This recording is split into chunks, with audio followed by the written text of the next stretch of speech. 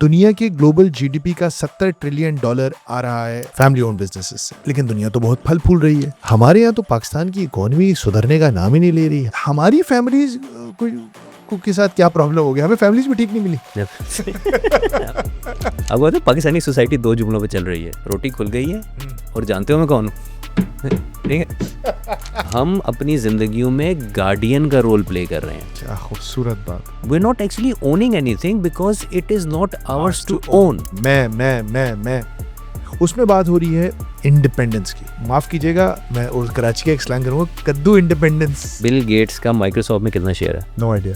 1.4%। My God. Bill Gates की worth है $120 billion. Wow. मैं मजाक में कहता हूँ कि यार अगर वहाँ पे कोई पाकिस्तानी बंदा होता ना तो वो 60% से उसकी कोशिश होती 100 पे चला जाए। वो $30,000 का बेच के डीएचए में प्लॉट ले ले। वो प्लॉट ले ले। एक तो होता है सेठ और एक होता था सेठ का बेटा या सेठ की बेटी। लोग सेठ से तो फिर भी प्यार कर लेते हैं, लेकिन जितनी नफरत का इजहार नहीं। अगर आप सुन लें कि आपके बारे में क्या बातें होती हैं चाय के दामों पे ऑफिस के बाहर, क्योंकि बाकियों को ये इम्प्रेशन जाता है, जो काफ़ी हद तक ठीक भी होता है, कि यार मेरिट की पामाली हुई है।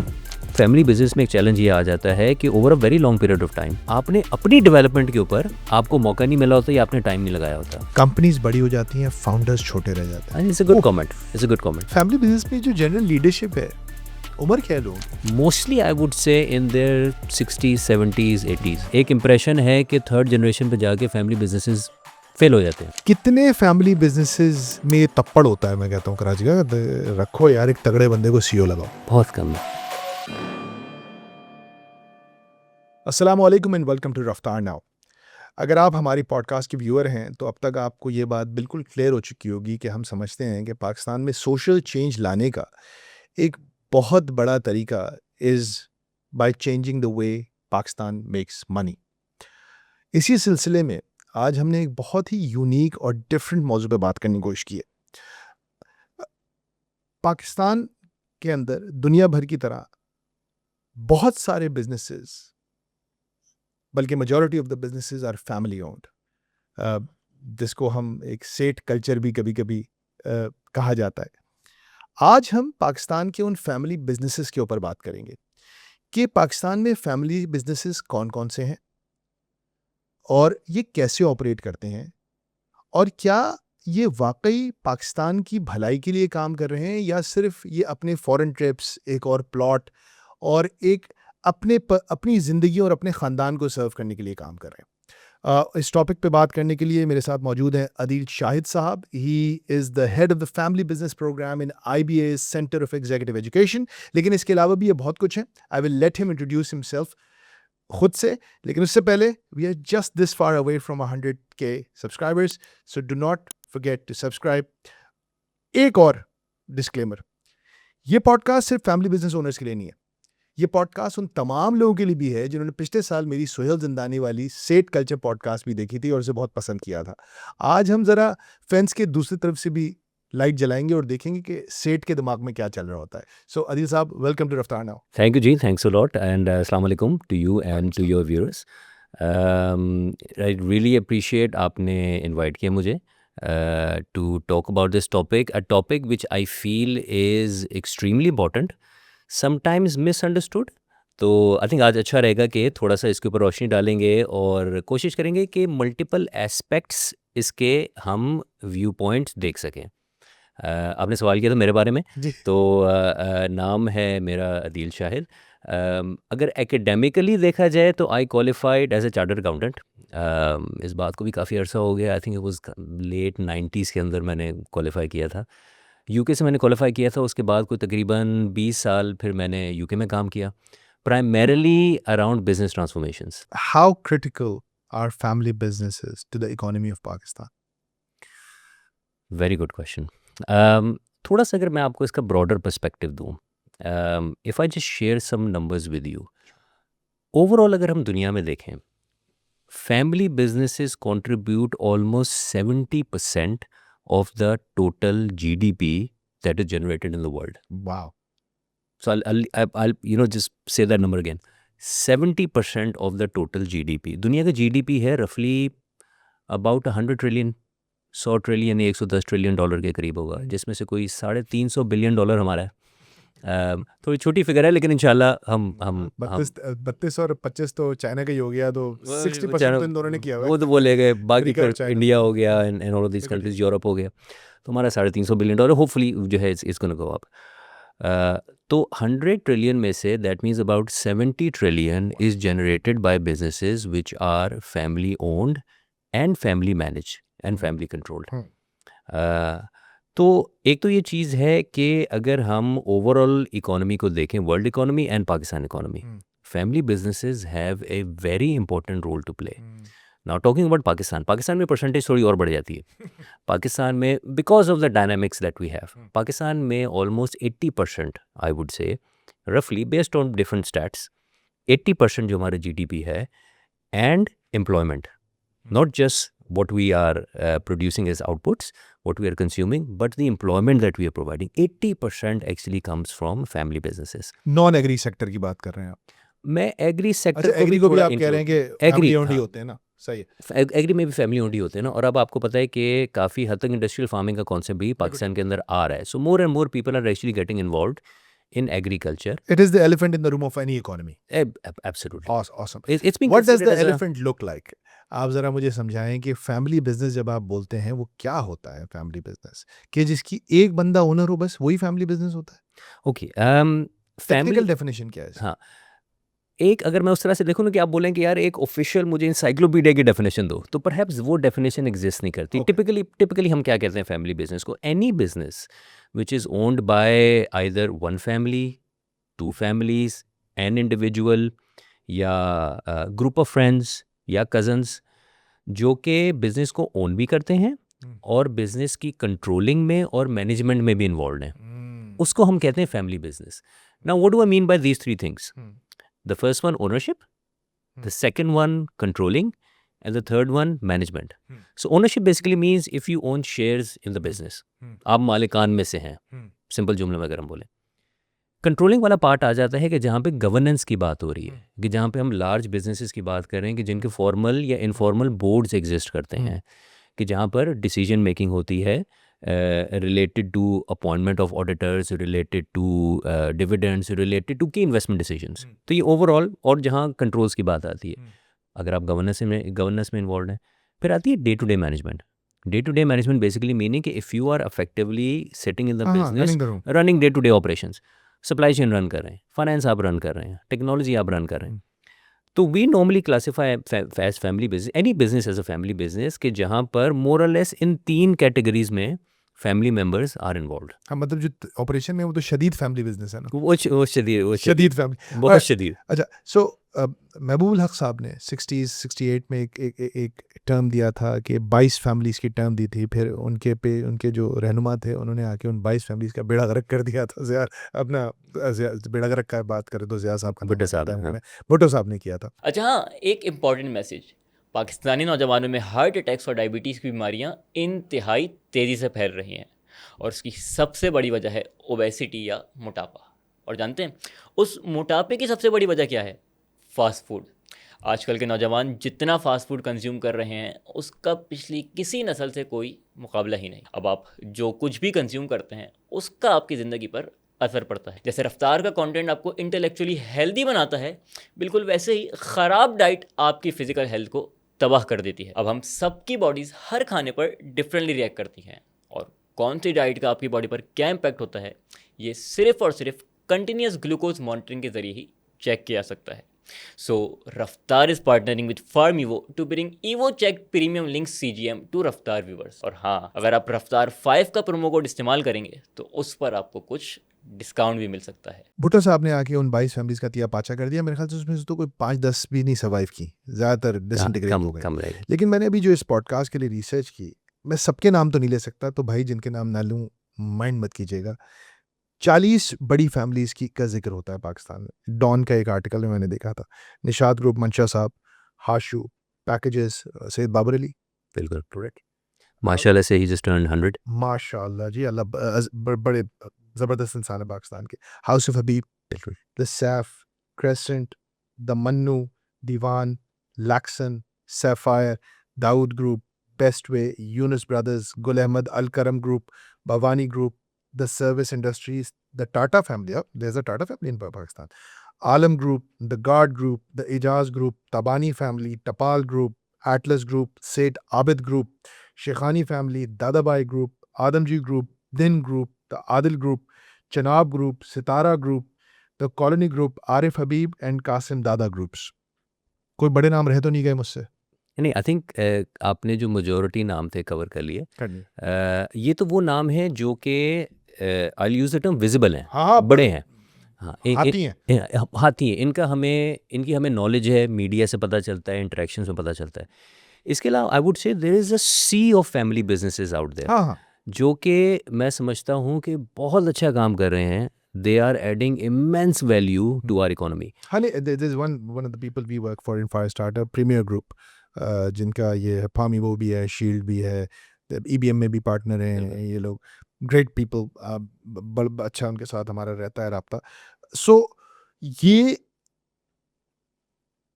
तो चंद बड़े नाम थे, लेकिन आपके ख्याल में कि ये जब भुट्टो साहब ने एक तलवार चलाई, उसके बाद जो मैदान साफ हुआ, ये 80 के बाद वाले हैं, ये वो लोग नहीं हैं इसमें से ज़्यादातर जो इंडिपेंडेंस के वक्त से चल रहे थे? कुछ लोग हैं, कुछ हैं। अगर थोड़ा आप अलाउ करें कि if you just take a step back, जी श्योर। जो आपने बात की ना 22 families, I think it's very important to just understand the context of that. देखिए, पाकिस्तान वाज माशाल्लाह फॉर्म्ड इन 1947 और बहुत जद्दोजहद के बाद, बहुत लंबे जर्नी के बाद हमें आज़ादी मिली। जब मुल्क आज़ाद हुआ ना, तो जो हमारी ग्राउंड रियलिटी थी फ्रॉम एन इकोनॉमिक्स पर्सपेक्टिव या इकोनॉमिकल पर्सपेक्टिव, वो ग्राउंड रियलिटी कुछ ऐसी थी कि मेजॉरिटी जो एसेट्स थे, मेजॉरिटी जो कैपिटल था, वो बेसिकली रह गया या चला गया इंडिया की साइड पे। सो हमारी साइड पे, पाकिस्तान की साइड के ऊपर काफ़ी ज़्यादा कायद-ए-आज़म और जो इनिशियल टीम थी गवर्नेंस की और फाइनेंस की, काफ़ी ज़्यादा चैलेंजेस उन्होंने फेस किए in terms of how are we actually going to build an economy, how are we going to develop this nation, keeping in mind कि बहुत ज़्यादा माइग्रेशन भी हुई। A lot of people actually came over from India into Pakistan. उनकी भी settlement, उनकी भी growth, उनकी भी एम्प्लॉयमेंट बहुत ज़रूरी थी। So Quaid-e-Azam in his wisdom actually went out and talk to a lot of people जो पाकिस्तानी बैकग्राउंड के, उस वक्त तो पाकिस्तान नया नया बना था, लेकिन उस रीजन के बैकग्राउंड के जो लोग थे, people who were in India, people who were in Africa, people who were in Middle East, and basically invited them कि यार why don't you actually come to Pakistan and invest here, क्योंकि हमें infrastructure भी चाहिए, हमें मेजॉरिटी इंडस्ट्रीज़ के अंदर basic चीज़ें चाहिए, हमें शिपिंग लाइन्स चाहिए, ठीक है, हमें इंश्योरेंस कंपनीज चाहिए, हमें बैंक्स चाहिए, हमें लार्ज स्केल इंडस्ट्रीज़ चाहिए। तो he actually went out and did that, and Allah का शुक्र है कि उस वक्त सक्सेस मिली। And a lot of these families, जो हम 22 फैमिलीज़ की बात करते हैं, इसमें से कुछ लोकल भी थे, कुछ इंडिया से भी थे, कुछ बाहर से भी थे। दे स्टूड अप, उन्होंने कहा कि नहीं जी, बिल्कुल हम लब्बैक कहते हैं, we will come over and we will invest. ठीक है। अच्छा, वो लोग आए, उन्होंने इन्वेस्टमेंट शुरू की इन सब फैमिलीज़ ने, और उसके बाद हमारे पास एक मॉडर्न इंफ्रास्ट्रक्चर खड़ा होना शुरू हुआ, एक इंडस्ट्रियल बेस खड़ा होना शुरू हुआ, एक इकोनॉमिक बेस खड़ा होना शुरू हुआ इन इफेक्टिवली ऑल एरियाज। बिल्कुल ठीक। एग्रीकल्चर से लेके, ट्रांसपोर्ट से Insurance. लेके, इंश्योरेंस से लेके, फाइनेंसिस से लेके, एयरलाइन से लेके, बिल्कुल। शिपिंग लाइन से लेके, all of this actually started happening. Quaid-e-Azam की फिर अनफॉर्चुनेटली जल्दी डेथ हो गई।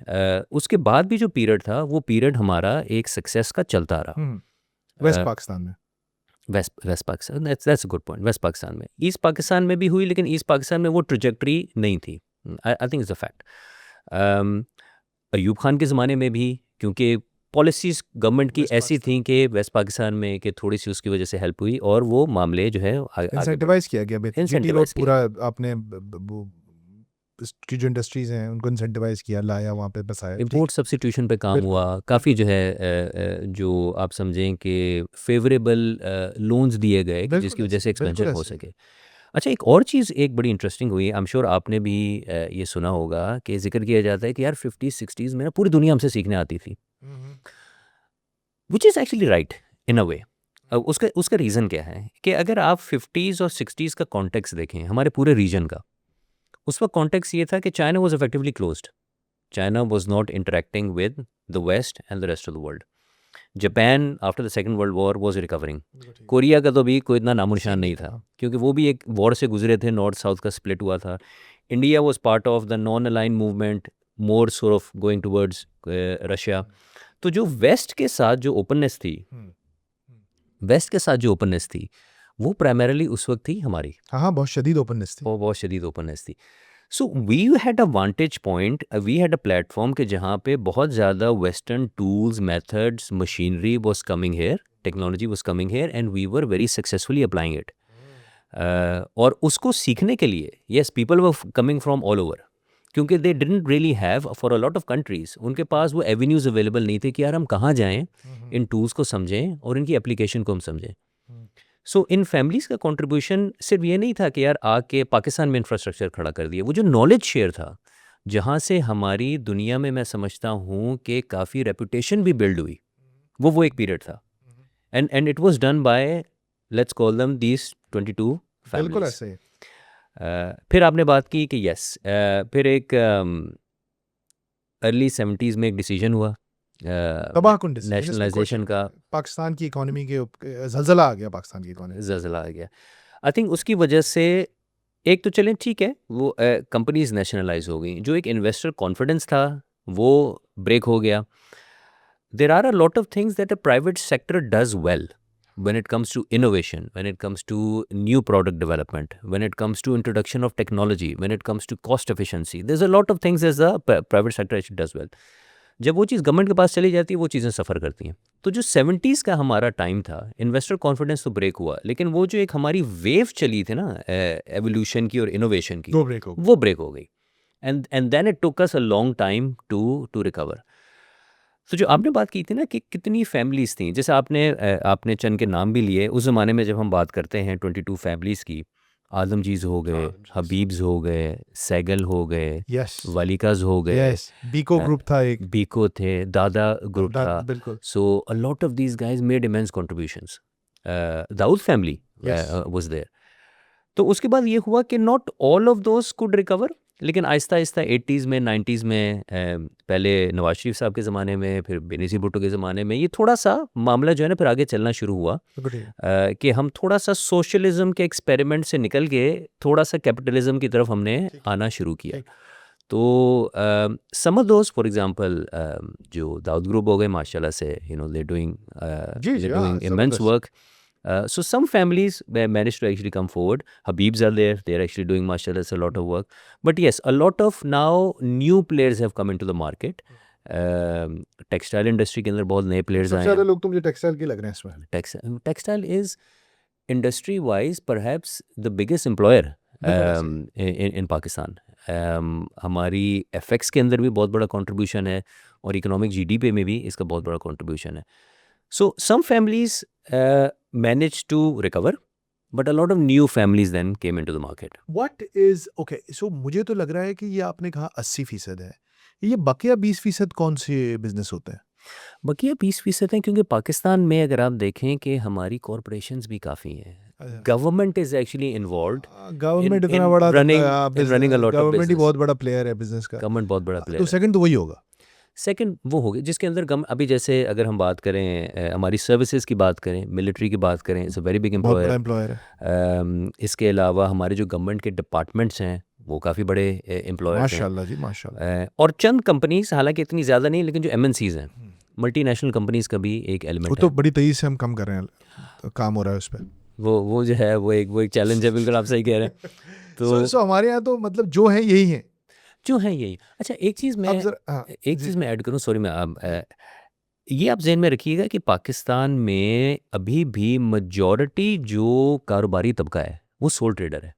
अब जरा वही में आ रहा था, थोड़ा सा इसको तोड़ें, जरा इसको बताएं कि फैमिली बिजनेस की टाइप्स किस किस तरह की हैं, और ज़रा मुझे स्केल वाइज बताएं कि यार ये भी है और मियां मंशा भी एक फैमिली बिजनेस है, निशात बिल्कुल। ग्रुप भी एक फैमिली बिजनेस है, तो क्या है इसकी ज़रा स्टेप्स बताएं क्या क्या है। इसको अगर हम सोल ट्रेडर मतलब एक दुकान वाला, एक दुकान वाला जहाँ पे जिसको परचून की एक, दुकान वाला, हाँ, जिसको एक कैंटीन का नंबर वो भी चाहिए, एक फैमिली बिजनेस है। वो फैमिली बिजनेस है। अगर इसको वाइडर कॉन्टेक्स्ट में ले लें, देखें, इंसान अगर हम हज़ारों साल पहले चले जाएं, इंसान की सबसे पहली जो अवेयरनेस या रियलाइजेशन है कि जब उसने गार में आँख खोली, हम्म, ठीक है।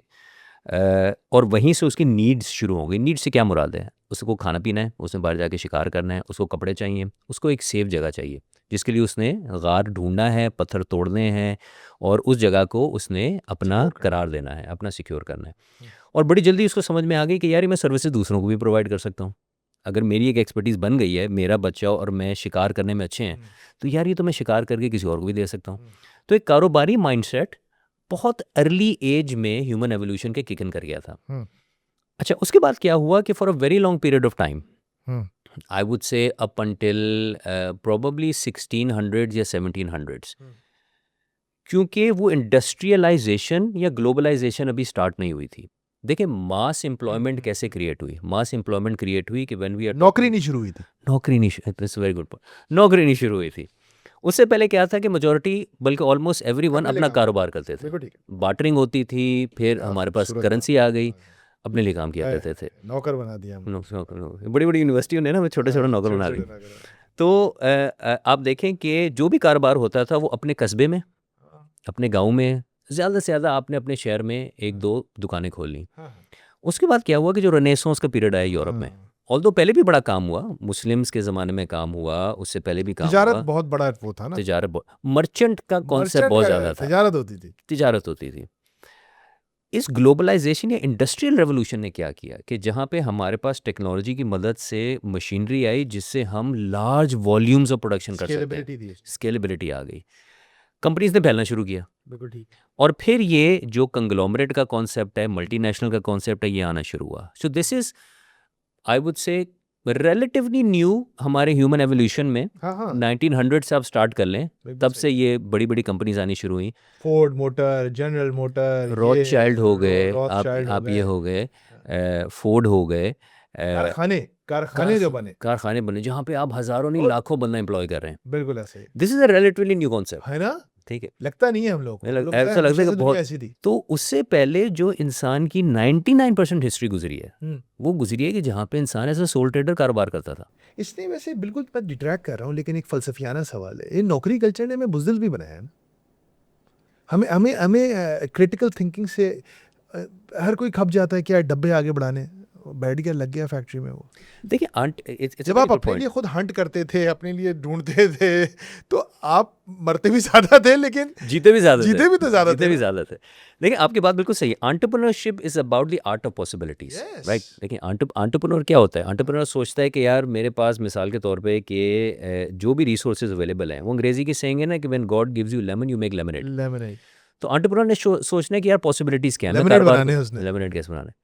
एक जो प्रोफेशनल है, प्रोफेशनल सोचता है कि यार मैं उसी चीज़ के दायरे में रहते हुए मैं किस तरह से एफिशिएंसी जनरेट हाँ, करूँ, बस मैं लेमनेड नहीं बनाऊंगा मैं यार, उससे बाहर नहीं निकलूंगा। हाँ, मैंने लेमनेड की हिफाजत करनी है, हाँ, मैंने लींबू की बात मैंने करनी नींबू की हिफाजत करनी है, लेमनेड कोई और बनाएगा। वो एग्जैक्टली। अब अगर वो नींबू खराब या हो मुझे गया तो मैं लींबू क्या, काटना है। मैं नींबू काटना है, उसमें मैं अपनी एक्सपर्टीज बढ़ाता जाऊंगा, ठीक है। I will get better at better कि यार ये Getting नींबू more कैसे lemons काटना है। every minute. तो Fantastic. It was a detract. Sorry guys. Come back to you were saying. अच्छा, वैसे आइडियल क्या है कि आपके पास जो वो करेज है, हाँ, वो जो आर्ट ऑफ पॉसिबिलिटी है एंटरप्रेन्योर का वो हो, और जो एक प्रोफेशनल का एक डिसिप्लिन है, डिसिप्लिन है। हाँ, ये कॉम्बिनेशन आ जाए ना, दैट्स अ डेडली लीथल है, कॉम्बिनेशन। लीथल That's a है। deadly उस पे आएंगे सर, अभी उस- तो उस- अभी तो उस- बात, उस अभी पे तो we बिल्कुल are warming up. हो। ठीक है। तो जो आपने बात की ना कि the type of family businesses, तो फैमिली बिजनेसेस पाकिस्तान आर की बात ऑफ करें। ऑल काइंड, ठीक है। बिल्कुल। एक देखें, आपकी गली के कोने पे जो जनरल स्टोर है, वो भी वो भी एक फैमिली बिजनेस बिल्कुल है। ठीक है। इसी तरह जो अभी आपने शुरू में बात की कि द जायंट्स ऑफ पाकिस्तान, जिसमें टेक्सटाइल इंडस्ट्री के आ गए लोग, सीमेंट इंडस्ट्री के अंदर आ गए, ऑटोमोबाइल इंडस्ट्री के अंदर आ गए, बैंकिंग के अंदर आ गए, वो are employing thousands of people, and not just employing thousands of people but perhaps उनके इकोसिस्टम में there are hundreds and thousand millions of people, उनके वेंडर्स, उनके customers, is a massive ecosystem. So ये पूरा स्पेक्ट्रम है। हम्म, अच्छा, जो शुरू में हमने थोड़ी सी नंबर्स की बात की थी ना कि परहैप्स 80% बिजनेसेस या GDP actually comes from family businesses. अगर उस 80% को मैं स्लाइस एंड डाइस करूं, तो उस 80% में से प्रोबेबली 90% जो है वो सोल ट्रेडर है। वाओ। वो छोटे दुकान वाले हैं, वो इम्पोर्टर है, वो डिस्ट्रीब्यूटर है, शोरूम का मालिक है, वर्कशॉप का मालिक है, लॉयर है, लॉयर है, अकाउंटेंट है, अकाउंटेंट टैक्स है। वाला है। हाँ, तो there is a massive sea of professionals out there, of entrepreneurs out there जो कि अपने बिजनेसेस रन कर रहे हैं। हाँ। तो हमें जब इसको देखना चाहिए तो हमें पूरे एक स्पेक्ट्रम को देखना चाहिए कि यार एक एंड के ऊपर वी हैव जो एक इंडिविजुअल एंटरप्रेन्योर सोल ट्रेडर और दूसरे एंड के ऊपर we have this large conglomerates. ठीक है, लेकिन हमारी जो ऑडियंस है रफ्तार नाउ की, मुझे उसके बारे में बहुत कम शक है कि वो जब फैमिली ओन्ड बिजनेसेस का नाम सुनती है तो उनके दिमाग में फ़ौरन एक और जुमला आता है या लफ्ज़ आता है, वो होता है स्टेट कल्चर।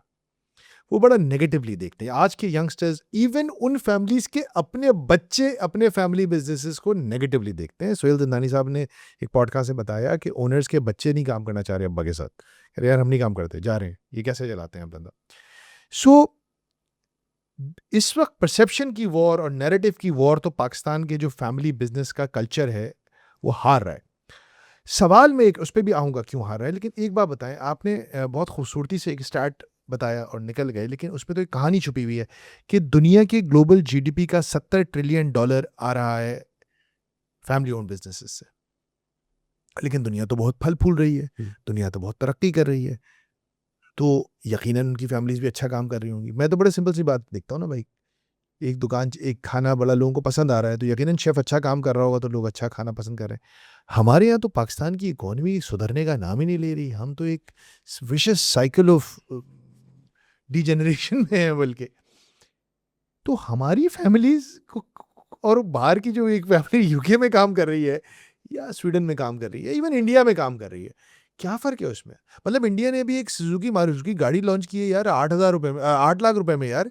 वो गाड़ी पाकिस्तान में 70-80 लाख रुपए की है। उसे कह रहे हैं, उसे कह रहे हैं। वो कैसे उन्होंने वो गाड़ी 80 लाख वाली 8 लाख की बना ली? कुछ वो भी तो कोई फैमिली ओन करती होगी, मुझे नहीं पता मारुति का ओनरशिप स्ट्रक्चर क्या है, बट आई डोंट नो।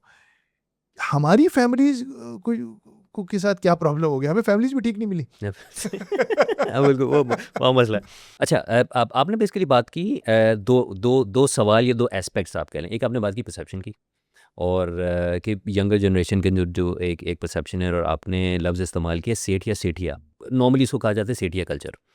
दूसरी आपने बात की कि यार इन terms of innovation, in terms of actual numbers. Output, in terms of productivity हम इतने एफिशिएंट परहैप्स क्यों नहीं है जो नज़र आता है as compare to some of the other family businesses out there in the world.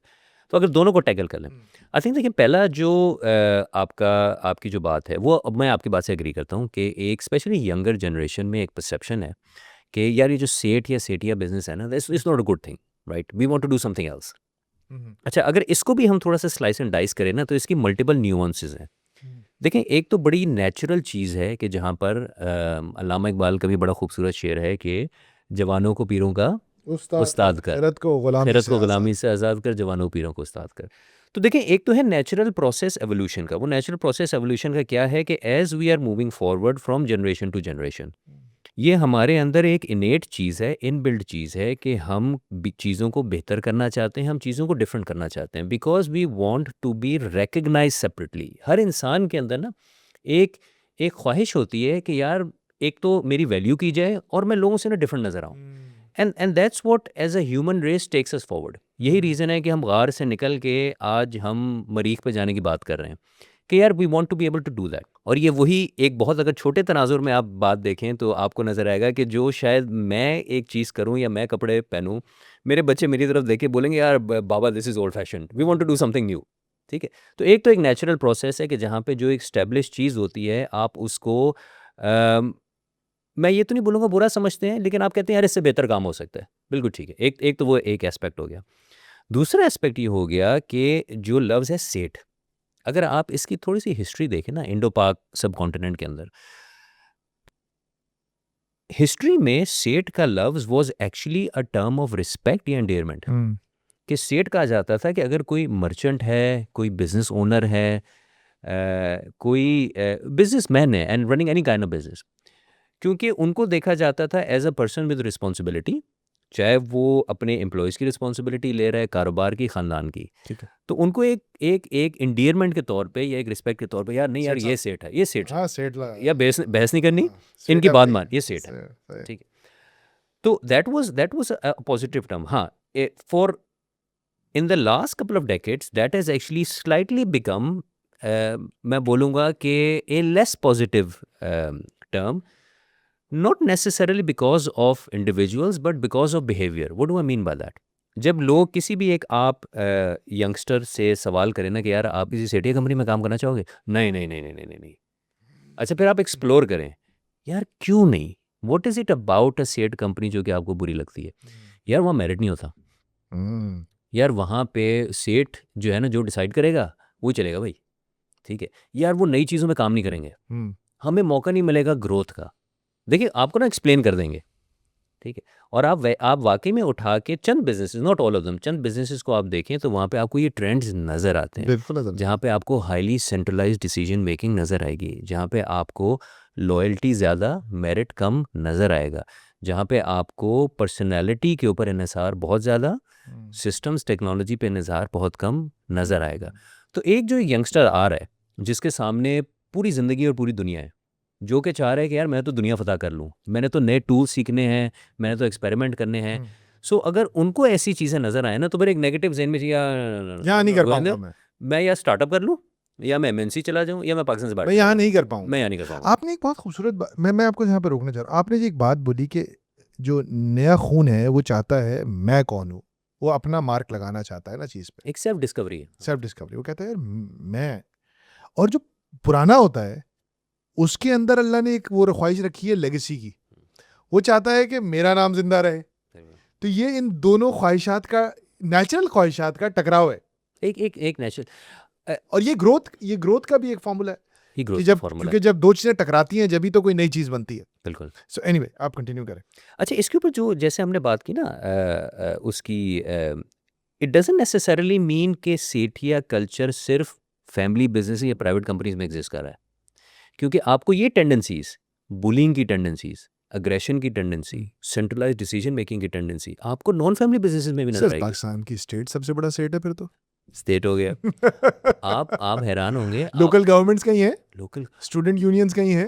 बिल्कुल आपको चंद एमएनसीज में मिलेगा.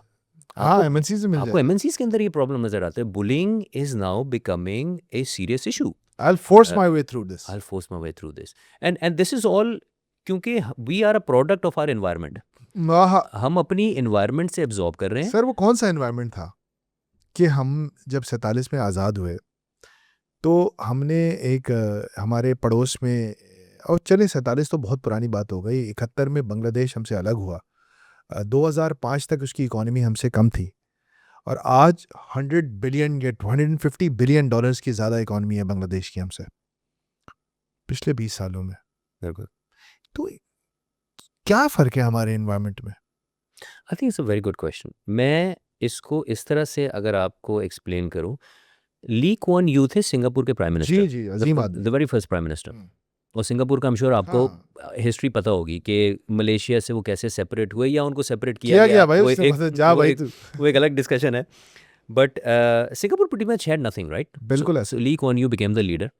और he worked really hard and Singapore is a country probably with the highest per capita GDP. और जो बार बार वो passport की ranking निकलती है, वो सिंगापुर हमेशा टॉप बिल्कुल 2 या 3 में होता है कि यार आपको वीज़ा कहीं नहीं चाहिए, हर जगह चले. बिल्कुल ठीक है. ली कुआन यू से सवाल किया गया कि यार सिंगापुर की सक्सेस का राज क्या, रेसिपी क्या है? What is everything as a recipe, right? Even अगर आप जो एलिमेंट्स का टेबल है वो भी आप निकाल लें, ठीक है, हर एलिमेंट का एक इफेक्टिवली रेसिपी है. H2O is actually recipe. या 2 हाइड्रोजन 1 ऑक्सीजन फिर जाके वाटर बनेगा, अदरवाइज नहीं बन सकता. तो ली कुआन ने कहा यार मैं आपको रेसिपी बता देता हूँ, और रेसिपी उन्होंने इस तरह से बताई. उन्होंने कहा यार MPH. ठीक है. उन्होंने सवाल किया कि यार MPH माइल्स पर आवर. उन्होंने कहा नहीं सो माइल्स पर आवर. उन्होंने कहा M इज़ मेरिट. क्या बात. जो कि अगर हम अपने अल्फाज में बयान करें तो इंसाफ. बिल्कुल सही है. सेकंड उन्होंने कहा पी से मुराद है प्रैग्मेटिज्म, और उसकी बड़ी अच्छी उन्होंने मिसाल दी. तीसरा उन्होंने कहा ऑनेस्टी. उन्होंने कहा यार सिंगापुर को बनाने में ना ये 3 चीज़ें लगी हैं. मेरिट कि हर चीज़ में आपने करना है इंसाफ, चाहे आपकी day to day decision making हो, चाहे आपका अपने लोगों के साथ बर्ताव हो, चाहे पॉलिसी मेकिंग हो, आपने हर चीज़ में इंसाफ करना है. और मेरिट काबिलियत को ऊपर लेकर आना है. फिर उनसे सवाल हुआ प्रैग्मेटिज्म से क्या मुराद है? What does that actually mean pragmatism? उनका यार मैं आपको एग्जांपल देता हूँ. उन्होंने कहा यार अगर मेरे घर में मसला है कि चूहे बहुत हैं और मुझे बिल्ली चाहिए, तो मैं इस चीज़ की टेंशन नहीं लूँगा कि बिल्ली काली हो, नीली हो, पीली हो, कहाँ से आई है, दूध पीती है, पानी पीती है, ये मेरा मसला नहीं है। मुझे बिल्ली चाहिए जो चूहे जो खा ले। चूहे खाती हो। तो जितने इज़म्स, जितने आइडियोलॉजीज़ बिल्कुल ठीक हैं भाई, हाँ, प्रैक्टिकल सॉल्यूशन लेकर आओ। क्या बात है। और तीसरी उन्होंने बात की ऑनेस्टी की। अच्छा, ऑनेस्टी पे बड़ा मज़े का उनसे सवाल हुआ कि ये आपने एज एंड में क्यों रखा? उन्होंने कहा यार क्योंकि ऑनेस्टी के बाद ना फुल स्टॉप आ जाता है। There is nothing else. Honesty नहीं है, सब कुछ बेकार है। लास्ट माइल वही है। तो आपने एक सवाल किया ना कि यार आपका पहले भी सवाल था कि why were we not able to do what some of the other people have been able to do. तो मैं उसकी रेसिपी आपसे शेयर करूंगा कि यार जो रेसिपी ली कुआन यू ने हमसे शेयर की और जो कि मैं समझता हूँ कि काफ़ी हद तक इन द कंटेम्प्रेरी वर्ल्ड ये अप्लाई होती है। As long as we have merit, as long as we have pragmatism, as long as we are honest, लेकिन सक्सेस नेचुरली डिलीवर हो जाती है। बिल्कुल ठीक कह रहे हैं आप, बिल्कुल ठीक कह रहे this happens at a macro state level, this happens at a business level, this happens at a house level. हैं। आपके घर में क्या हो रहा है? आपने ये कहा तो नहीं, लेकिन क्या मैं ये अखज़ कर लूँ कि आप यही कह रहे हैं कि ये MPH नहीं है हमारी फैमिलीज़ में? हमें MPH के ऊपर काफ़ी काम करना है। चले ठीक है, आप समझ जाएं क्या कह रहे हैं। फैमिली बिजनेस को हेड करते हैं। जितना कह सकते हैं जितना कह आगे जी जी बोले बोले। मैंने कहा एक चीज़ मैं आपको ऐड करूं। देखें, लाइफ के अंदर हम किसी भी चीज़ को जब अप्रोच करते हैं, थोड़ा पहले मैं और आप बात कर रहे थे कि सोच और अप्रोच, देखिए दो सही चीज़ें। बात, सही बात। सोच से मुतालिक होता है कि यार आपका विजन क्या है, आपकी नीयत क्या है, और अप्रोच से मुतालिक है कि नेचुरली कि आप रास्ता क्या ले रहे हैं उस तरफ जाने का। एक चीज़ जो मैं समझता हूँ कि एक फ़लसफ़ा जो बहुत ज़रूरी है हमारे लिए कि हम उस चीज़ को समझें, बल्कि मैं आपको सजेस्ट करूँगा कि जब भी आपको अपॉर्चुनिटी मिले you actually do a podcast on that. Difference between guardianship and ownership. Guardianship क्या है और ओनरशिप क्या है? आई फील कि हम अपनी सोसाइटी में and other societies as well, हम ओनरशिप के ऊपर ज़्यादा बिलीव करते हैं, गार्डियनशिप पे हम कम बिलीव करते हैं। What does that mean? देखें, मैं एक सिंपल सी एग्जांपल देता हूँ because I think that's a very crude, very simple example to understand this concept. मिसाल के तो मैं किसान हूँ और आप मेरी ज़मीन पे आते हैं, मैं आपको कहता हूँ कि यार देखें ये जो इस दरख्त से लेके उस दरख्त तक और उस दरख्त से लेके इस कुएँ तक और इस कुएँ से लेके इस बेंच तक, ये मेरी ज़मीन है। ठीक है, आप मेरी तरफ देखेंगे, आप कहेंगे कि यार अदील बिल्कुल सही है, आपने इस ज़मीन के लिए किसी पटवारी को, किसी गवर्नमेंट इदारे को पैसे दिए होंगे और आपने खरीदी है और आपने एक कागज़ आपको दिया गया, आपने उस पे अपना नाम लिख लिया। ठीक है, ज़मीन तो अलग ही है, आपने तो नहीं प्लैनेट बनाया ना। क्या बात है। ठीक है, तो आपने कागज़ पैसे दे दिए, आपने कागज़ ले लिया, बिल्कुल ठीक है, मान लिया आपकी बात। अच्छा, अगला स्टेप, फिर मैं आपको कहता हूँ कि यार मैंने पता है क्या किया है, मैंने इस ज़मीन की भराई की है मट्टी ला के और उसमें खाद डाली है। तो मैं मट्टी लेकर आया अपनी और मैं खाद लेकर आया। आप फिर मुझसे सवाल करेंगे कि यार मट्टी तो आप बना नहीं सकते हैं, खाद भी आप नहीं बना सकते।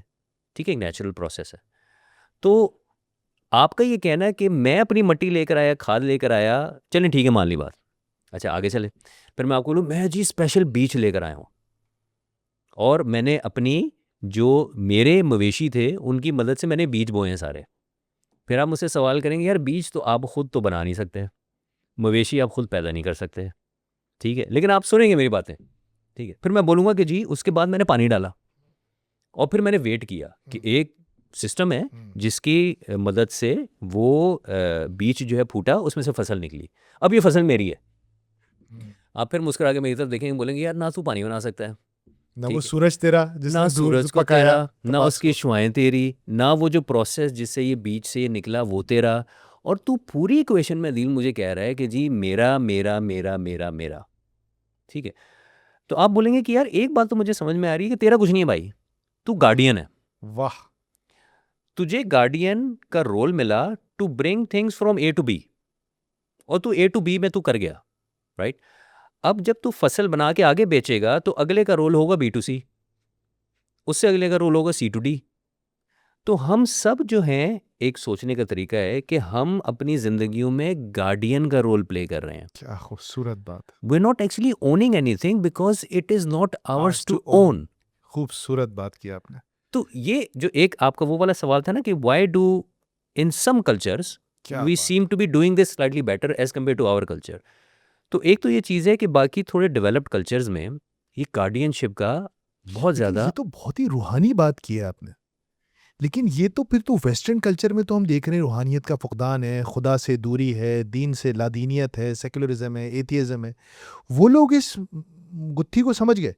देखिए ज़िंदगी के बेसिक प्रिंसिपल्स तो वही है ना। हाँ, तो वो ठीक है। समझ गए। वो देखिए समझ गए क्यों मैं आपको और जैसे हम 98% मुस्लिम हम समझ के पॉपुलेशन भूल गए। कि रब वो है। हाँ, हम हाँ, ये बिल्कुल कि हाकिमियत अल्लाह की है। हाकिमियत अल्लाह की, but we are not practicing it. क्या वी नॉट प्रैक्टिसिंग इट। देखिए इन दी एंड मैं इसको इस तरीके से सोचता हूँ कि जहाँ तक मेरी नॉलेज है लिमिटेड हो सकती है, हशर के रोज़ मेरा नहीं ख्याल कि हमसे ये सवाल किया जाएगा कि यार आपकी बैलेंस शीट का साइज़ क्या है। ला हौला वला कुव्वता। आपसे ये नहीं पूछा जाएगा कि यार आपकी प्रॉफिटेबिलिटी क्या है, आपने कितनी मार्केटों में प्रोडक्ट डाला, या आप टॉप 10 टैक्स पेयर में आते हैं। मेरा ख्याल है ये सवाल नहीं किए जाएंगे। यकीनन नहीं किए जाएंगे। हमसे सवाल क्या किए जाएंगे, हमसे हमारी इबादत के बारे में, अमाल के बारे में सवाल किया जाएगा। और उसको कैसे स्पेंड किया तुमने उस बैलेंस शीट को? कैसे स्पेंड किया कि गार्डियनशिप कैसी थी तुम्हारी? आपको जिम्मेदारी दी गई। तो अल्टीमेटली कारोबार तो है, लेकिन हमने अच्छा इंसान बनना है। और अनफॉर्चुनेटली कभी कभी क्या होता है, हम ये भूल जाते हैं। हाय हाय।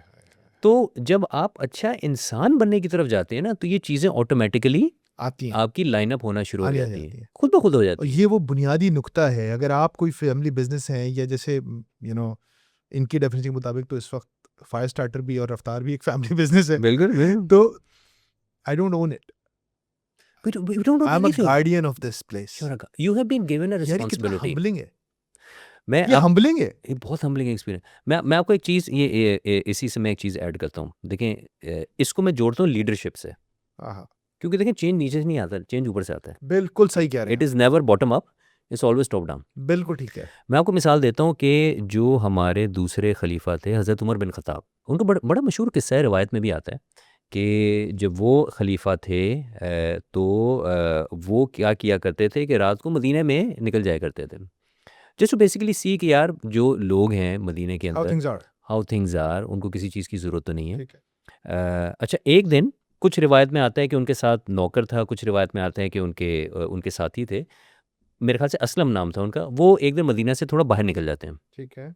उनको एक औरत नज़र आती है जो खाना बना रही है, और उसके खेमे में बच्चों के रोने की आवाज़ आ रही है। तो अच्छा उस औरत को नहीं पता कि ये कौन है।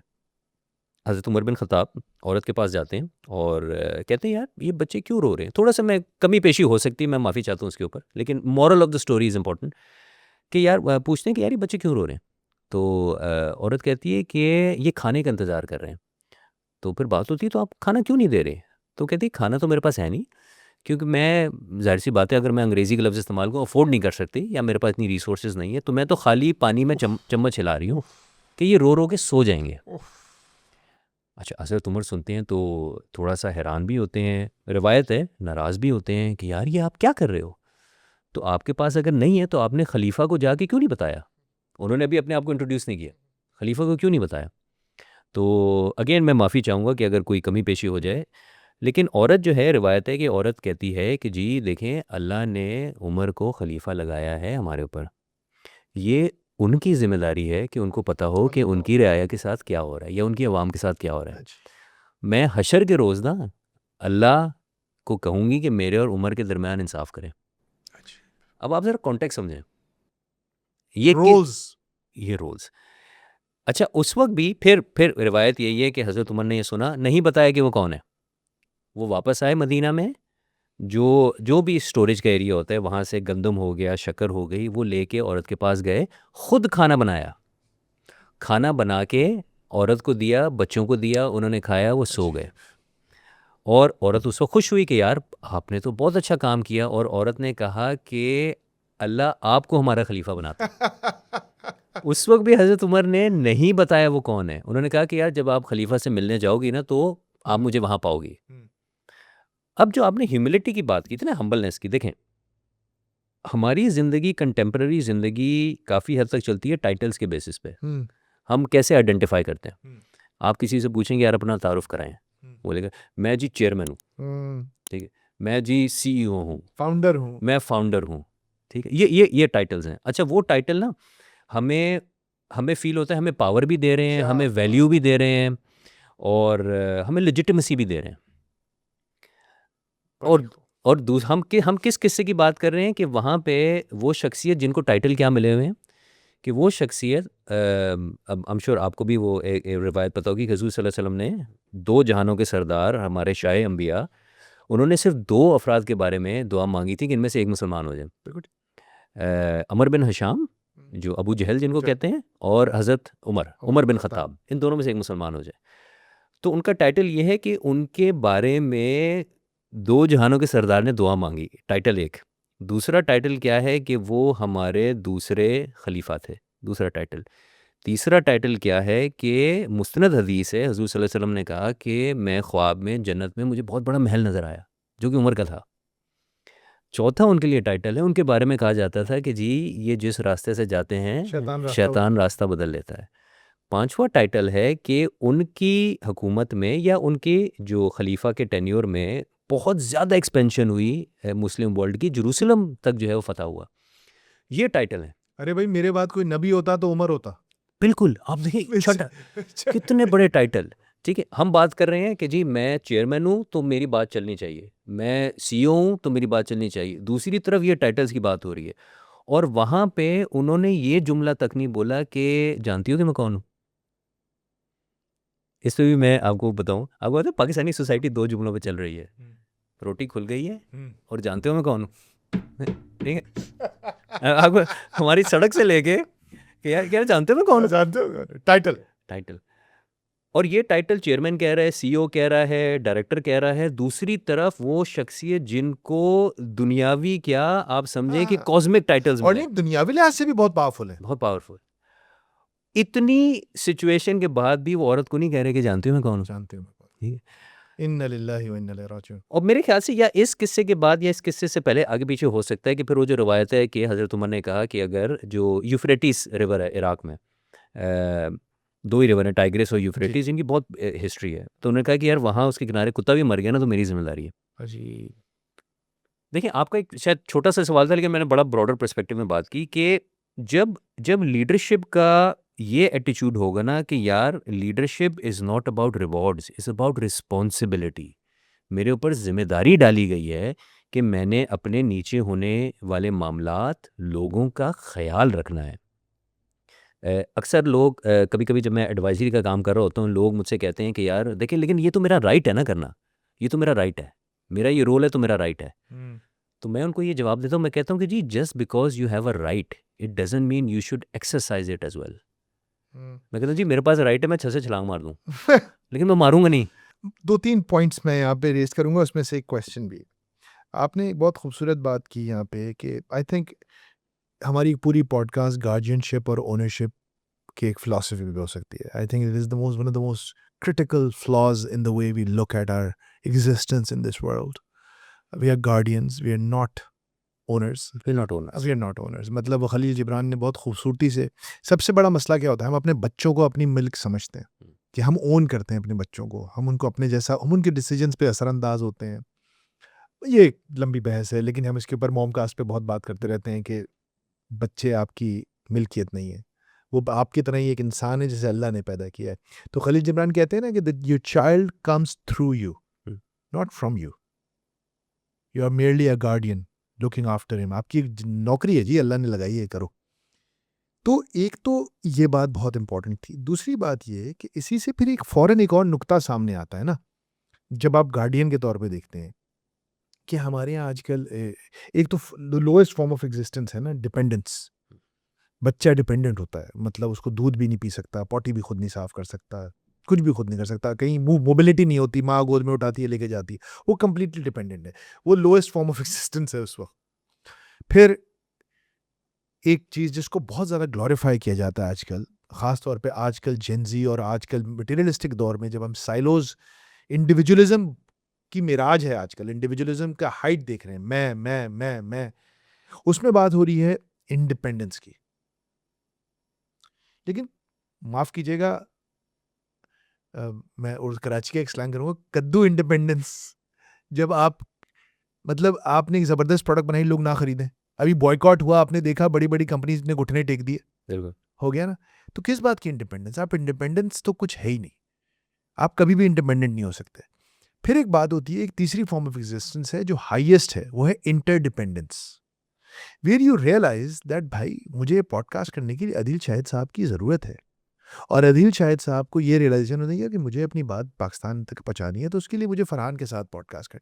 हम दोनों ने एक दूसरे को म्यूचुअल रिस्पेक्ट के साथ नहीं यार, हम दोनों को एक दूसरे की ज़रूरत है और हम दोनों मिलके एक काम करेंगे, बिल्कुल सही है। ठीक है ना। ये इंटरडिपेंडेंस है, that's the most beautiful form of human existence. But आपने जो एंड में बात की वो ये है कि ताकत का नजरिया हमारे मुल्क में जो फ्लॉड है, हज़रत उमर का जो आपने पूरा वाकया सुनाया, तो इसका तो मतलब ये है, to have power is a responsibility, to have power is to serve. Yes, देखिए ना, दुनिया की हमारा ईमान है कि अल्लाह ताला कायनात की सबसे ताकतवर डेटी है। अल्लाह ताला सारे ताकत का मरकज अल्लाह ताला है, लेकिन अल्लाह ताला से बड़ा कोई प्रोवाइडर है? अल्लाह ताला से मतलब एक, अगर आप अल्लाह ताला को एज अ रब देखें, रब क्या, पालने वाला, वो माँ के पेट में उस बच्चे को खाना पीना प्रोवाइड करता है, वो प्रोवाइड कर रहा है, वो सूरज बना, वो सारी चीजें जो आपने बोला, वो मालिक है, वो मालिक है। वो मालिक है। वो सूरज को भी चला रहा है, चांद को भी चला रहा है, हवाओं को भी चला रहा है, जमीन के अंदर जमीन को हुक्म दे वो रहा है, इसको कादिर है, निकालो, वो बिल्कुल। कादिर है, वो मालिक है। लेकिन वो मालिक कितना जबरदस्त सर्विस प्रोवाइडर है, वो हर वक्त ख्याल रख रहा है हमारा, हमारे बिन मांगे वो कंटिन्यूसली हमारा ख्याल रख रहा है। सो तो ताकत तो है ही सर्व करने का नाम। यस। हमारे यहाँ ताकत को कैसे लिया जाता है अदील? लेकिन जो आपने बात की ना ताकत की, अगर मैं उसमें एक और चीज़ भी ऐड करूँ कि कहते हैं ना कि शेयर करने में बरकत है। हाँ, मैं एक छोटी सी, अगर आपको वो एक हिस्टोरिकल फैक्ट बताता हूँ, फिर मैं आपके सवाल पे आता हूँ। कि शेयरिंग का कॉन्सेप्ट आपने शुरू में बात की थी ना कि यार वो क्या चीज़ें हैं कि जिसकी वजह से शायद दूसरे मुल्कों में वो सक्सेस आ जाती है, हमारे मुल्क में शायद कम आती है। मैं आपको एक सिंपल सी एग्जांपल देता हूँ। बिल गेट्स, हम सब जानते हैं, नाम हमने सुना हुआ है। माइक्रोसॉफ्ट के पायनियर थे, बिल्कुल ठीक। फाउंडर थे। Founder थे। और बहुत बड़ा इनका किरदार था, क्योंकि उस ज़माने में जिस तरह से डिस्परेट सिस्टम्स थे, हार्डवेयर मैन्युफैक्चरर्स बेसिकली टेक्नोलॉजी के अंदर प्रीमियर हुआ करते थे, हाँ, पैरामाउंट होते थे, सॉफ्टवेयर का इतना ज़्यादा हाँ, रोल नहीं डेल था। IBM Chai HP थे, ये सब थे, ज़ीरोक्स वगैरह। तो पहली दफ़ा कोई एक स्टैंडर्डाइज ऑपरेटिंग सिस्टम लेकर आया कि ताकि हर हार्डवेयर के ऊपर आप एक कंसिस्टेंट एप्लीकेशन रन कर सकें, और उसके ऊपर बहुत लोगों को मौका मिला। दुनिया में शायद ही कोई इस वक्त ऐसा घर हो, दफ्तर हो कि जहाँ पे माइक्रोसॉफ्ट के प्रोडक्ट यूज़ नहीं हो रहे। अच्छा, माइक्रोसॉफ्ट बनी थी कोई तकरीबन 1974-75 में। जी, जी, बिल्कुल। बिल गेट्स का शेयर था 60% रफली, और इनके साथ हुआ करते थे पॉल एलन, जो कोई 35% शेयर था, 5% शेयर 2-3 और लोगों का था। कर्ज हार्वर्ड वर्ज लिया होगा जिनसे। वो कर्ज लिया। हार्वर्ड के ड्रॉप आउट्स थे ये लोग निकले, क्योंकि बिल गेट्स को लगा कि नहीं यार, एक रेनेसांस जो है सिलिकॉन वैली में शुरू होने लगी टेक्नोलॉजी की, तो ये बिल्कुल लोग सब सही है। वहाँ पे मूव कर गए। अच्छा, IBM जो कि उस वक्त आप समझें कि बड़ा बदमाश था हाँ, बदमाश। दुनिया का, right? अभी भी है, उस वक्त बड़ा बदमाश था कि जी कंप्यूटर तो is IBM, right, Right. There nothing else, like mainframes हैं, हार्डवेयर है, they are the king of everything. और हर बड़ी कंपनी की तरह ये अपने R&Ds भी किया करते थे। उस वक्त PCs का कोई कॉन्सेप्ट नहीं था, बिल्कुल ठीक। क्योंकि किसी के ज़हन में नहीं था कि एक एवरेज इंडिविजुअल कंज्यूमर का कंप्यूटर से क्या काम है। इतना काम, इतना पावर क्यों दे हाँ, उसको? Not gonna do anything. लेकिन उनके R&D डिपार्टमेंट ने कहा कि यार हम ना माइक्रो कंप्यूटर बनाते हैं। उन्होंने माइक्रो कंप्यूटर बनाया, उसके लिए इनको चाहिए था ऑपरेटिंग सिस्टम। तो ये लोग निकले, IBM ने कहा कि यार छोटी मोटी कंपनीज इधर उधर फिर रही हैं, किसी से ना ऑपरेटिंग सिस्टम ले लेते हैं। Bill Gates, Paul Allen, Microsoft के नाम से ये लोग पहुंच गए। हम कराची की स्लैंग में कहते हैं ना, लौंडे लपाड़े। ये लौंडे लपाड़े IBM जाइंट के सामने पहुंच गए। इनके पास कुछ नहीं था। इन्होंने कहा जी हम आपको ऑपरेटिंग सिस्टम दे देंगे। IBM ने कॉन्ट्रैक्ट साइन कर लिया, इनके पास कुछ नहीं था। ये फिर निकले कि यार कहीं से ऑपरेटिंग सिस्टम पकड़ो। So they actually paid $50,000 to a company जिसके पास एक बेसिक ऑपरेटिंग सिस्टम था, उसके अंदर इन्होंने चेंजेस करके IBM को बेच दिया। वाह।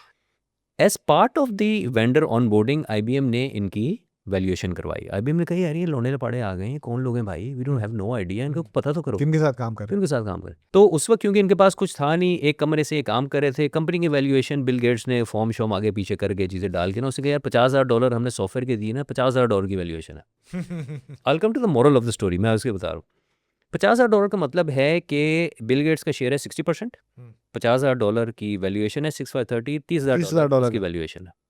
60%, $30,000। आज आप गेस करें कि बिल गेट्स का माइक्रोसॉफ्ट में कितना शेयर है? No idea. 1.4%। My God.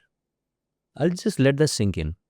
60% वो कंपनी ओन करता था, इस वक्त वो 1.4% पे है, जो उसका अपना शेयर है। फिर 3-4% है जो कि वो bill and Melinda Gates foundation है, बट दैट्स अ चैरिटी। इसका अपना 1.4% है। बिल गेट्स की वर्थ है $120 बिलियन। Wow, beautiful story. अब बंदा कहता है ये स्टोरी मुझे क्या बता रही है? हाँ हाँ। मैं मजाक में कहता हूँ कि यार अगर वहाँ पे कोई पाकिस्तानी बंदा होता ना, तो वो 60% से उसकी कोशिश होती 100 पे चला जाए। नहीं, वो $30,000 का बेच के DHA में प्लॉट ले वो लेता। प्लॉट ले ले, प्लॉट ले ले। एक बहुत बड़ा रीज़न वेस्टर्न कंट्रीज़ में स्पेशली जो उनकी एक इतनी मैसिव प्रोग्रेस हुई है, क्योंकि उन्होंने ओनरशिप को डिस्ट्रीब्यूट कर दिया। Devolution is God's strategy for growth. Devolution is God's strategy for growth. Staying on the subject of God, it is apparent, आपकी गुफ्तगू से तो मुझे ये लग रहा है कि हमारे सेठ को, फैमिली बिजनेस ओनर को चले, एक गॉड कॉम्प्लेक्स है। ये मैं क्यों कह रहा हूँ? क्योंकि एक तो वो ओनर समझ रहे अपने आप को, और फिर कुछ बिहेवियर्स हम देखते हैं अदील, वो बिहेवियर्स बड़े कॉमन हैं। मतलब प्रॉफिट शेयरिंग ना करना, राशन दे देना, कोई चीज़ चाहिए मुझसे मांगो, कोई प्रोसेस नहीं है। किसी के पास गाड़ी है एक एम्प्लॉई के पास, किसी के पास कुछ भी नहीं है। किसी एक एम्प्लॉई की तनख्वाह 5 लाख है और किसी की 50,000 है उसी डिपार्टमेंट के अंदर। बड़ा ही एक अंदाता type, and they love it. क्या तुम्हें घर की ज़रूरत है? ये लो। जो मज़े अपना मतलब का एम्प्लॉई है उसको घर भी खरीद के दे दिया, जाओ। सेठ खुश हुआ, बुगैम्बो खुश हुआ, उसको घर खरीद के दे दिया। और एक बंदा है वो बेचारा डिजर्विंग है, सब कुछ है, उसको कुछ भी नहीं मिला। मतलब सुहेल जिंदानी एक बहुत अच्छा वाकया सुनाते हैं कि वो एक फैक्ट्री में गए कहीं, तो वहाँ पे एक लिफ्ट में उनके साथ एक बंदा आ गया। उसने बहुत तारीफ़ की अपने सेठ की, कहने लगा ये मेरे जो सेठ साहब हैं, ये इन्होंने मुझे मेरे बीवी बीमार पे कैंसर हो गया था, पूरा सब उन्होंने कराया, और बहुत ही नेक लोग। बहुत तारीफ़ की सेठ साहब की। तो खैर सुहेल जिंदानी ने कहा कि मैं गया सेठ साहब के पास, मैंने कहा यार आपका कंपनी का बेड़ा गर्क हो गया।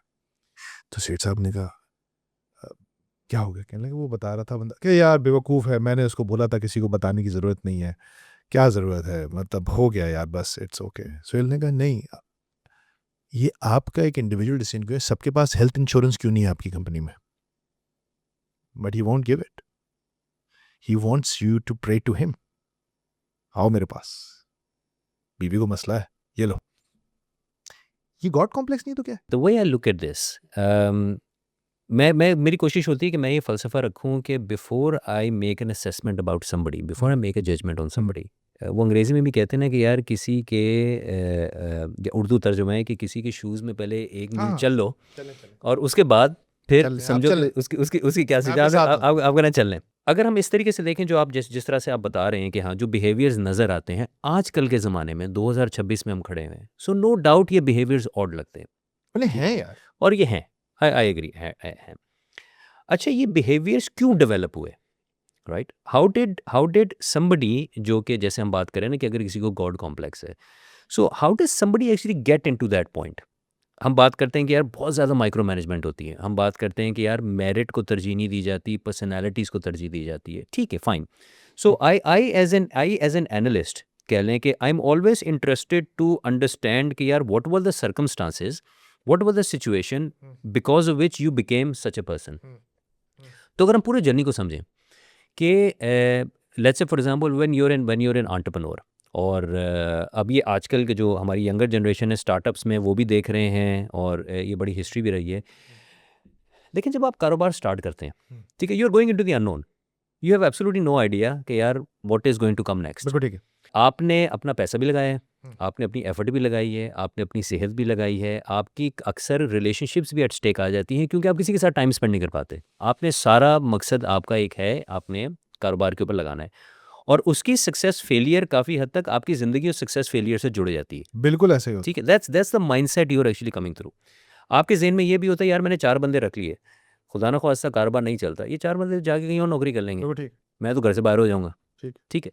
अच्छा, अब होता क्या है कि जब आपके स्टेक्स बढ़ते चले जाते हैं ना, तो नेचुरली आपकी जो ह्यूमन टेंडेंसी है या ह्यूमन बिहेवियर है वो अडेप्ट करता चला जाता है।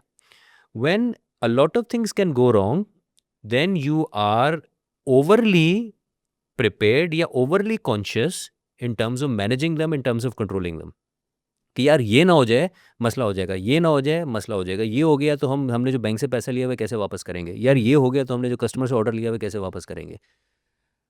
होता क्या है कि जो चीज़ आपको फिर सक्सेसफुल बना रही होती है ना लाइफ में, अक्सर होता है कि after a moment in time वही चीज़ आपको नुकसान देना शुरू कर देती है. मिसाल के तौर पे चलें, अगर मैं एक बहुत माइक्रो लेवल पे ले लूँ, आप एक पेरेंट हैं, आप अपने बच्चों का बहुत ज़्यादा ख्याल रखते हैं, ठीक है. मैं आपको सिंपल से अपनी पर्सनल एग्जांपल देता हूँ, आप शायद हंसेंगे कि जब I had my daughter born, पहला एक्सपीरियंस, छोटी सी बेटी, you know your world changes, you so happy. मैं बाहर होता था, मैं पाकिस्तान आता था, उस ज़माने में ना ये बहुत ज़्यादा पानी के अंदर निगलेरिया का काफ़ी ज़्यादा 15 इशू साल था. पहले आया था, बहुत बड़ा issue. I was so conscious. मैं अपनी वाइफ को कहता था कि यार वो मिनरल वाटर होता है ना, या उससे बेटी नहलाओ. नहलाओ. बट अब वो मेरी तरफ से, मैं कि यार लाइक व्हाट आर यू क्या हो टॉकिंग गया अबाउट भाई, मैन, पैरानॉइड हो रहे हो मैं कहता नहीं यार इसको नहलाओ. क्योंकि मेरा ब्रेन उस वक्त ये मानने को तैयार नहीं था कि something so precious to me, I can't take any chances. हाँ हाँ, क्या बात. राइट. अच्छा, अब आहिस्ता आहिस्ता वो बड़ी हुई, मेरी वाइफ ने भी मुझे समझाया, मैं चेंज हो गया, मुझे समझ आ गई नहीं यार पानी को बॉयल कर लो, कहता है ठीक है कोई बात नहीं, और नॉर्मल पानी से भी नहला लो यार, you gonna be fine. But imagine this thing happening across so many different aspects of your life. What does that do to your psyche, right? So आप Aahista Aahista micro management necessity से निकल के मसल मेमोरी में चले जाते हो, कि जब एक स्टेज आ जाती है जहाँ पे आपको इन चीज़ों की ज़रूरत नहीं है, but because you've been doing this for such a long time, you don't know how to stop, right? मैं बिजनेसेस के साथ काफ़ी एडवाइजरी करता हूँ, तो एक बिज़नेस ओनर से मेरी बात हुई, तो ये ना ऑटोमेशन की हम बात करें, ट्रांसफॉर्मेशन की बात करें, तो उन्होंने मुझसे बोला यार दिल साहब आप जितनी बातें कर रहे हो बड़ी अच्छी हैं और ये आप सारा कुछ कर रहे हो, ये ट्रांसफॉर्मेशन हो जाएगी और बहुत इससे कंपनी को फ़ायदा होगा, तो मुझे बताओ फिर मैं क्या करूँगा.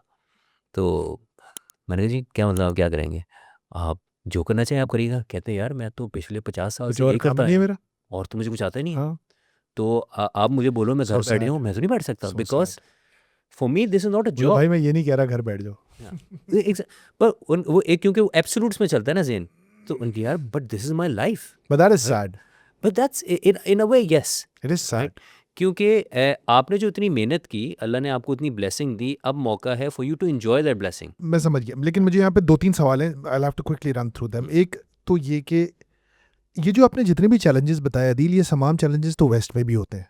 मलेशिया के बिजनेसमैन को भी होते हैं, सिंगापुर वाले को भी होते हैं कि उसका सब कुछ स्टेक पे होता है, वो सड़क पे आ जाएगा. ये सारे जो मसाइल आपने इनिशियल स्टार्टअप फेज के बताए, तो how are we different and why do they grow up to become something else and we. दूसरा सवाल, आपने कहा कि nothing fails like success. Basically आपने ये कहा ना कि नथिंग फेल्स लाइक सक्सेस, कि वो आपको कुछ सिखाती नहीं है और मरवा देती है.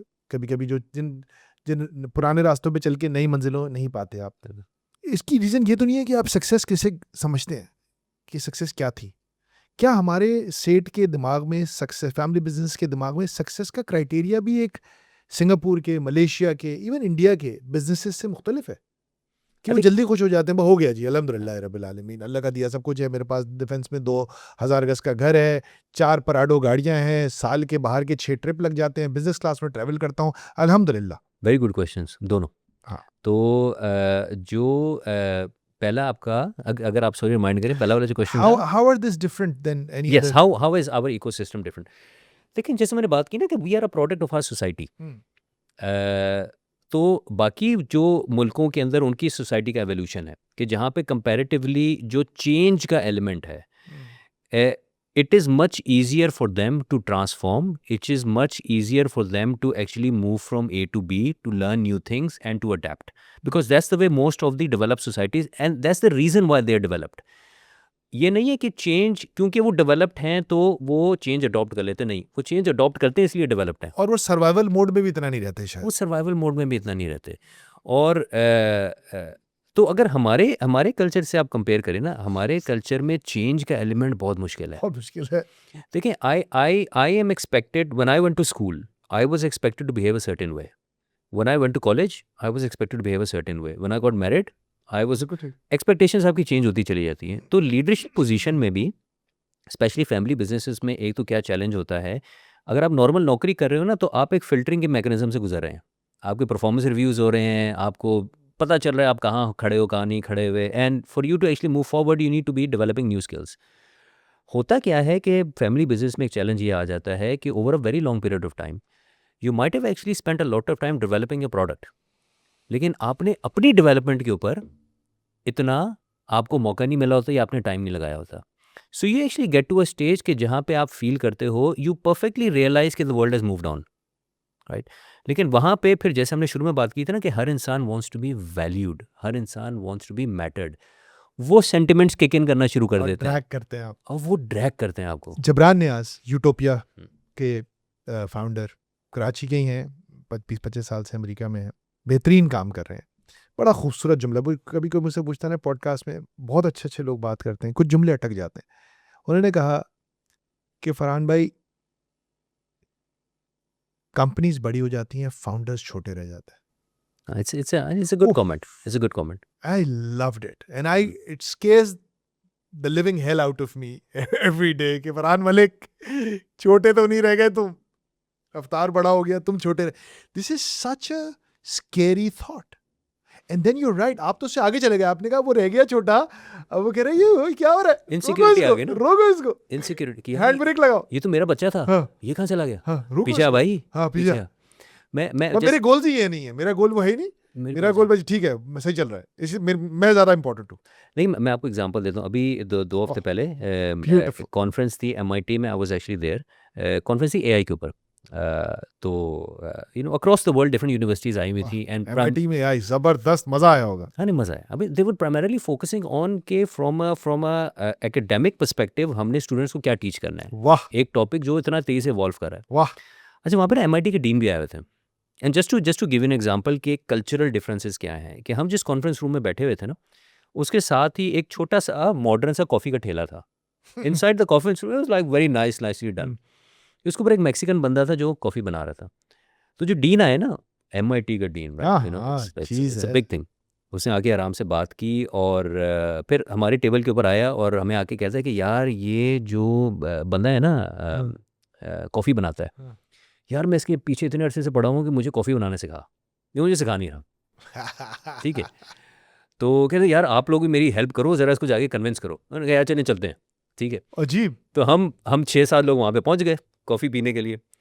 तो मैंने भी उसको कहा, मैंने कहा कि यार he is like the dean of the university, so why you not teaching him how to make coffee. तो फिर आगे से मजाक में कहता है कि यार इसको मैंने कॉफ़ी बनानी सिखा दी ना, मेरी नौकरी भी गई, इसकी नौकरी भी गई। ठीक है, आगे से डीन भी हंस रहा है, कहता नहीं यार अच्छा चल। फिर डीन उसके साथ खड़ा हो गया, उसने यार चल मुझे बता तू बनाता कैसे है, वाह, right. I was just observing that, right, I क्या वाज interaction हो ऑब्जर्विंग रहा द है ये? सोशल इंटरेक्शन, क्या बात है। कि यहाँ पे कहीं पे कोई टाइटलों की बात नहीं कर रहा, यहाँ पे कहीं वो अपने एक्सपीरियंस क्रेडेंशियल्स की बात नहीं कर रहा, यहाँ पे दोनों लोग जो कि हम ट्रेडिशनल सेंस में कहेंगे opposite end of the spectrum है, हाँ, एक यार डीन है और एक जो है कॉफ़ी बना रहा है, दुनिया का एकेडमिक एलीट है। बिल्कुल। लेकिन उनके लिए they are part of a team हाँ, interdependence. Doing different roles, interdependence. यार कॉफी मुझे नहीं आती, या मुझे कॉफ़ी का, ठीक है, मुझे पसंद है, मुझे आती नहीं वही है। बात है। उसके भी ज़हन में है कि यार वो जो हमारा क्रेडल टू ग्रेव का कॉन्सेप्ट है कि यार खूबसूरत आपने यार। नॉलेज लेनी है क्रेडल टू ग्रेव। खूबसूरत यार। आपका जिस दिन ये प्रोसेस रुक गया ना, आप बाकी चीज़ों में चले गए। अदील भाई, डॉक्टर ज़ीशान हैं, आप जानते होंगे, एकेडमिक हैं, जी। बहुत ही काबिल आदमी है।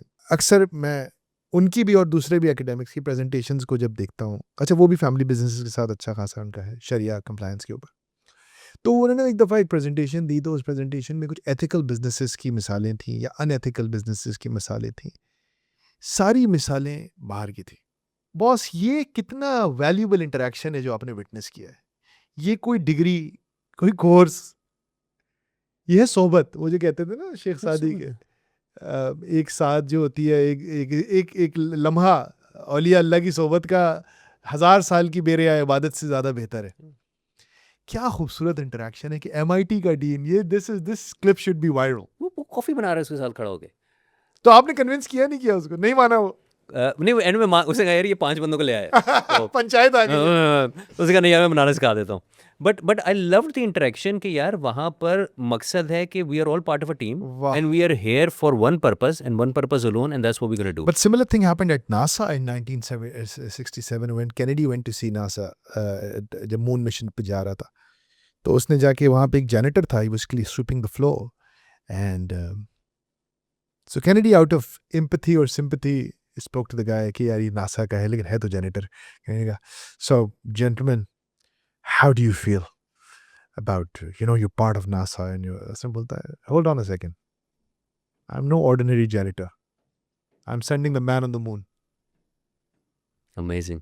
कह रहा भाई मैं चांदते लोगों को भेजता हूँ भाई, मैं जैनिटर तो क्या हूँ, I am part of the team that sends people on the moon. तो इस किस्म की हम एक रवैया देखते हैं रिस्पेक्ट का towards everybody, president of United states और जैनिटर, MIT का डीन और बैरिस्टा, ये एक बुनियादी उम्र और वो औरत बिल्कुल एग्जैक्टली। जिसके पास खाने को कुछ नहीं है। हाँ, उसको औरत को नहीं कह रहे कि जानती है मैं कौन हूँ। हाँ, नहीं कहे MIT का डीन उसको ऑर्डर नहीं चला रहा है, तुझे निकलवा दूंगा नौकरी से, मुझे कॉफ़ी नहीं बनाना सिखाता तू, बिल्कुल। वो नहीं कर रहा है। सो आप तो ये कह रहे हैं कि हमारे जो पावर स्ट्रक्चर्स हैं, हमारे स्टेट भी उन्हीं पावर स्ट्रक्चर्स के हिसाब से अडॉप्ट किया है उन्होंने। वो उसी देखें इन्वायरमेंट का हिस्सा है। When so many things are changing around you, right, आपके अंदर सबकॉन्शियसली भी तो एक टर्मोइल क्रिएट हो रहा है कि जहाँ पे आपको नज़र आ रही है चीज़ कि यार मैं जितनी मर्जी मेहनत कर लूँ, मैं जितना मर्जी अपने लिए इज्जत कमा लूँ, मैं सड़क पे जाऊँ तो हो सकता है मुझे को बंदा जलील कर दे। Incentives define outcomes, Exactly. Incentives define outcomes. हमारे यहाँ इंसेंटिव्स क्या हैं और किस चीज़ पे हैं, रियासत के लेवल पे उन्होंने, ऑर्गेनाइजेशन के लेवल पे भी उन इंसेंटिव्स को डिफाइन किया। हम इंडिविजुअल बेसिस पे से नहीं निकल सकते, नहीं निकल सकता। हमें एक as a community, as a society निकलना पड़ेगा। एक बात बताएं मुझे आप, अब आई नो ये थोड़ा सा फैमिली बिजनेस से हट के ओवरऑल बिजनेस, लेकिन ओवरऑल बिजनेस ही वो है। मुझे एक बात बताएं, जब आप 80%, अगेन हो सकता है आप कहेंगे यार ये भी पावर स्ट्रक्चर का मसला है, लेकिन मैं पूछना चाहता हूँ कि आप जब 70-80% धंधा आप कर रहे हैं मुल्क के अंदर, आप इतने बेजुबान क्यों हैं? आपकी कोई सुनता क्यों नहीं है? क्यों भुट्टो साहब आते हैं उड़ा के आपको फेंक देते हैं? क्यों इस वक्त भी कोई भी पॉलिसी आप अपने मर्जी की नहीं बना पाते? आप क्यों, एक पॉलिसी लेवल पे कोई इम्पैक्ट नहीं है आपका? जब आप इतना पैसा कमा रहे हैं, GDP चला रहे हैं, कोई आपकी सुनता क्यों नहीं है? आप इतने बेज़बान क्यों हैं? That's a good question. I think इसके दो एस्पेक्ट्स हैं। एक तो इन्वायरमेंटल एस्पेक्ट्स है कि जहाँ पे थोड़ी बहुत हमने बात भी की कि क्योंकि हमारी एक एवोल्यूशन में स्टेट का बहुत इम्पोर्टेंट और प्रोएक्टिव रोल रहा है इकोनॉमिक अफेयर्स में। वो अंग्रेज़ी की सेइंग है ना कि the government has no business in doing business, लेकिन हमारे केस में फॉर मल्टीपल रीजंस ये रहा है। एक तो वो रीज़न है कि जिसकी वजह से जो बिजनेसेस थे they found it slightly difficult to actually influence and to be able to develop sustainable policies over a longer period of time जो कि इकोनॉमिक बेनिफिट जनरेट कर सके। और दूसरा कसूर अपना भी है। यस, देखिए अपना भी तो एक एवोल्यूशन होना है ना। काफ़ी ज़्यादा केसेस में, ऑल्दो अब मैं समझता हूँ कि बड़ी अच्छी मिसालें आ रही हैं, लेकिन for a very long period of time हमारी इनोवेशन बंद हो गई थी।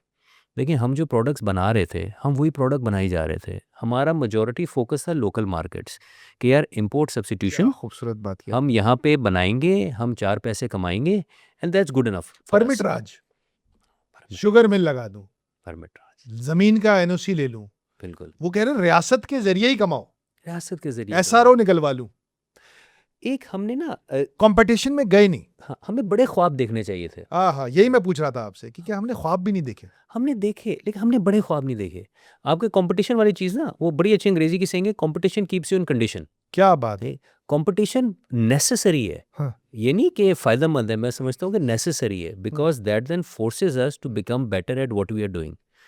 तो आई थिंक फैमिली बिजनेसेस के अंदर भी ये हुआ, ऑल्दो आई वुड से कि there are majority of them are very good examples in terms of what they're doing in the market, in the economy.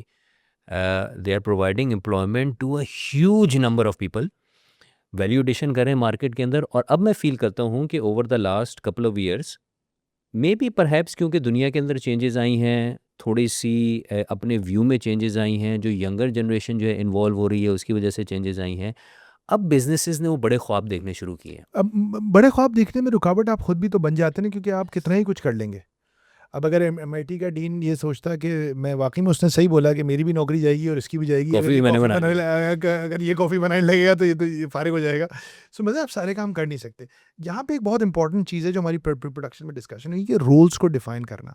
आप जिन कंपनीज को अच्छा करते हुए देख रहे हैं, आपने 3 स्टेजेस ऑफ फैमिली ओनरशिप बताए थे ना, एक तो भाई हो गई लीगल ओनरशिप, दूसरा फिर आपने बोला था क्या, गवर्नेंस या कंट्रोल्स, गवर्नेंस, गवर्नेंस, फिर तीसरा आपने बताया एक्चुअल मैनेजमेंट हो Actual- गई। ये जो आप एग्जांपल्स दे रहे हैं, एक तो अगर आप कंफर्टेबल हैं तो मुझे कुछ एग्जांपल्स बताएं, फरहान यार ये देखो इस कंपनी को, लेकिन फिर आपको शायद ये भी बताना पड़ेगा कि कौन से लोग अच्छा नहीं कर रहे। Up to you, leave it to your discussion. मैं आपको ऐसा करता हूँ कि चले नाम लिए बगैर हाँ मैं आपको वो ट्रेट्स या क्वालिटीज़ या एक्शंस हाँ, बता देता हूँ चले कि यार व्हाट हैव दे डन जिसकी वजह से मामले बेहतर हुए हैं।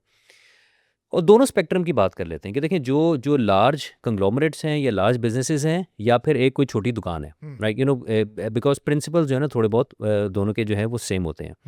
अगर हम लार्ज बिजनेसेस की बात करें, देखिए मोस्ट इम्पॉर्टेंट चीज़ होती है विजन, मिशन एंड वैल्यूज़। लेकिन सबसे पहले हम एक डिस्कशन करते हैं।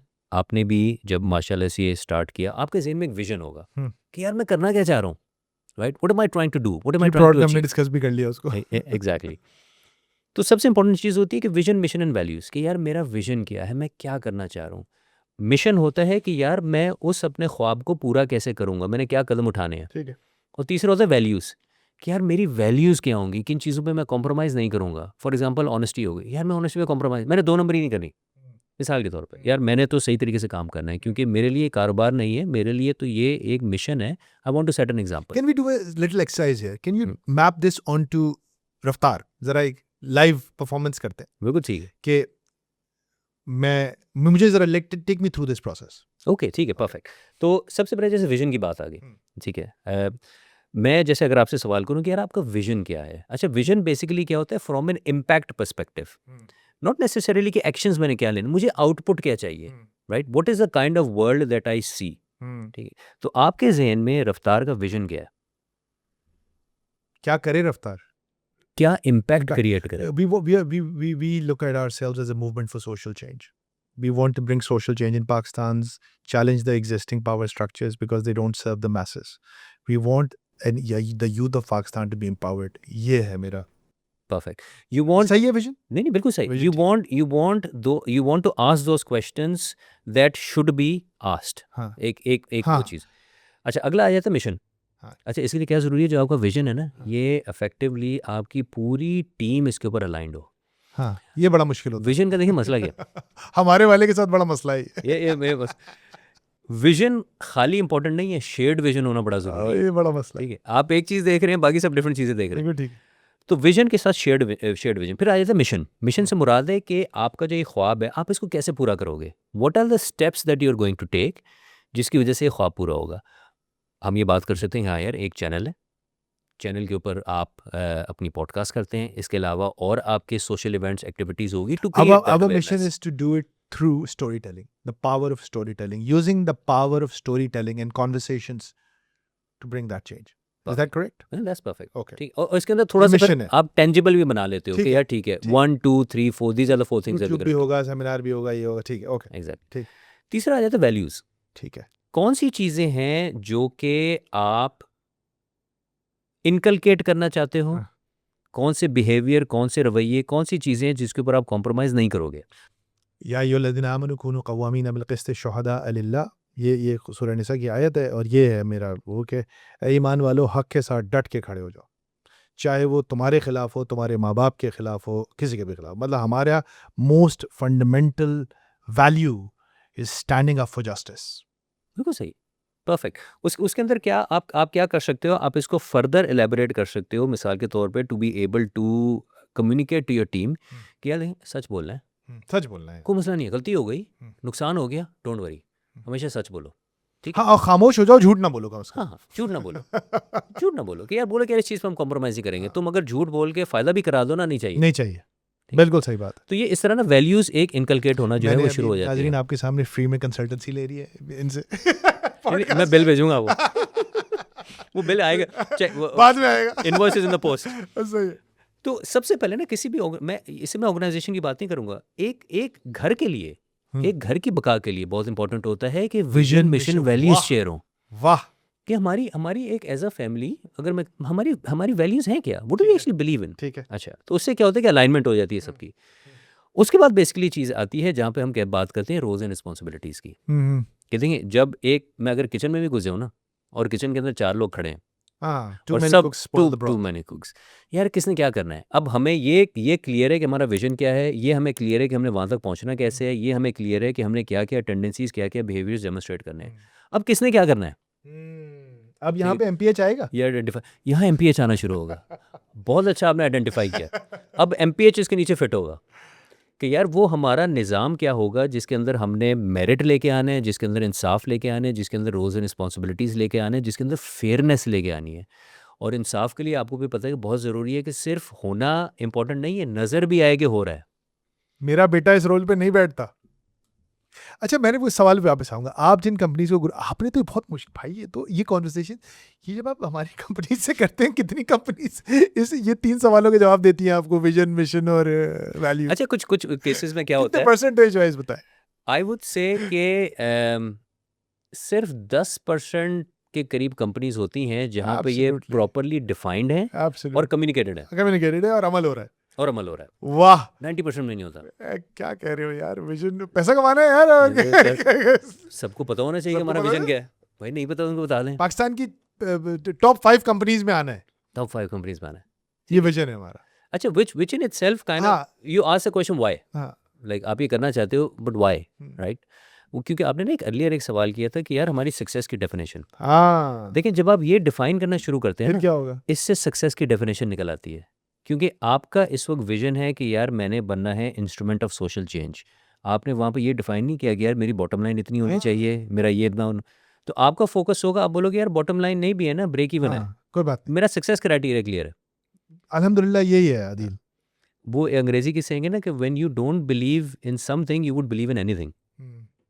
वो चेशायर कैट भी तो एलिस को बोलती है वेंडरलैंड में। वो पूछती है, खड़ी होती है चेशायर कैट और वो उसको कहती है कहाँ जाना है, कहती है पता नहीं, कहीं भी ले जाओ। तो कहने लगी क्या फर्क पड़ता है, फिर कहीं भी चले जाओ। वो फिर डू मोर वाली चीज़ होगी ना कि अगर आपने KPIs नहीं डिफाइन किए हुए तो फिर तो आप हर चीज़ पे बोलोगे यार इसको भी बेहतर करो, उसको भी बेहतर करो। It's a never ending thing.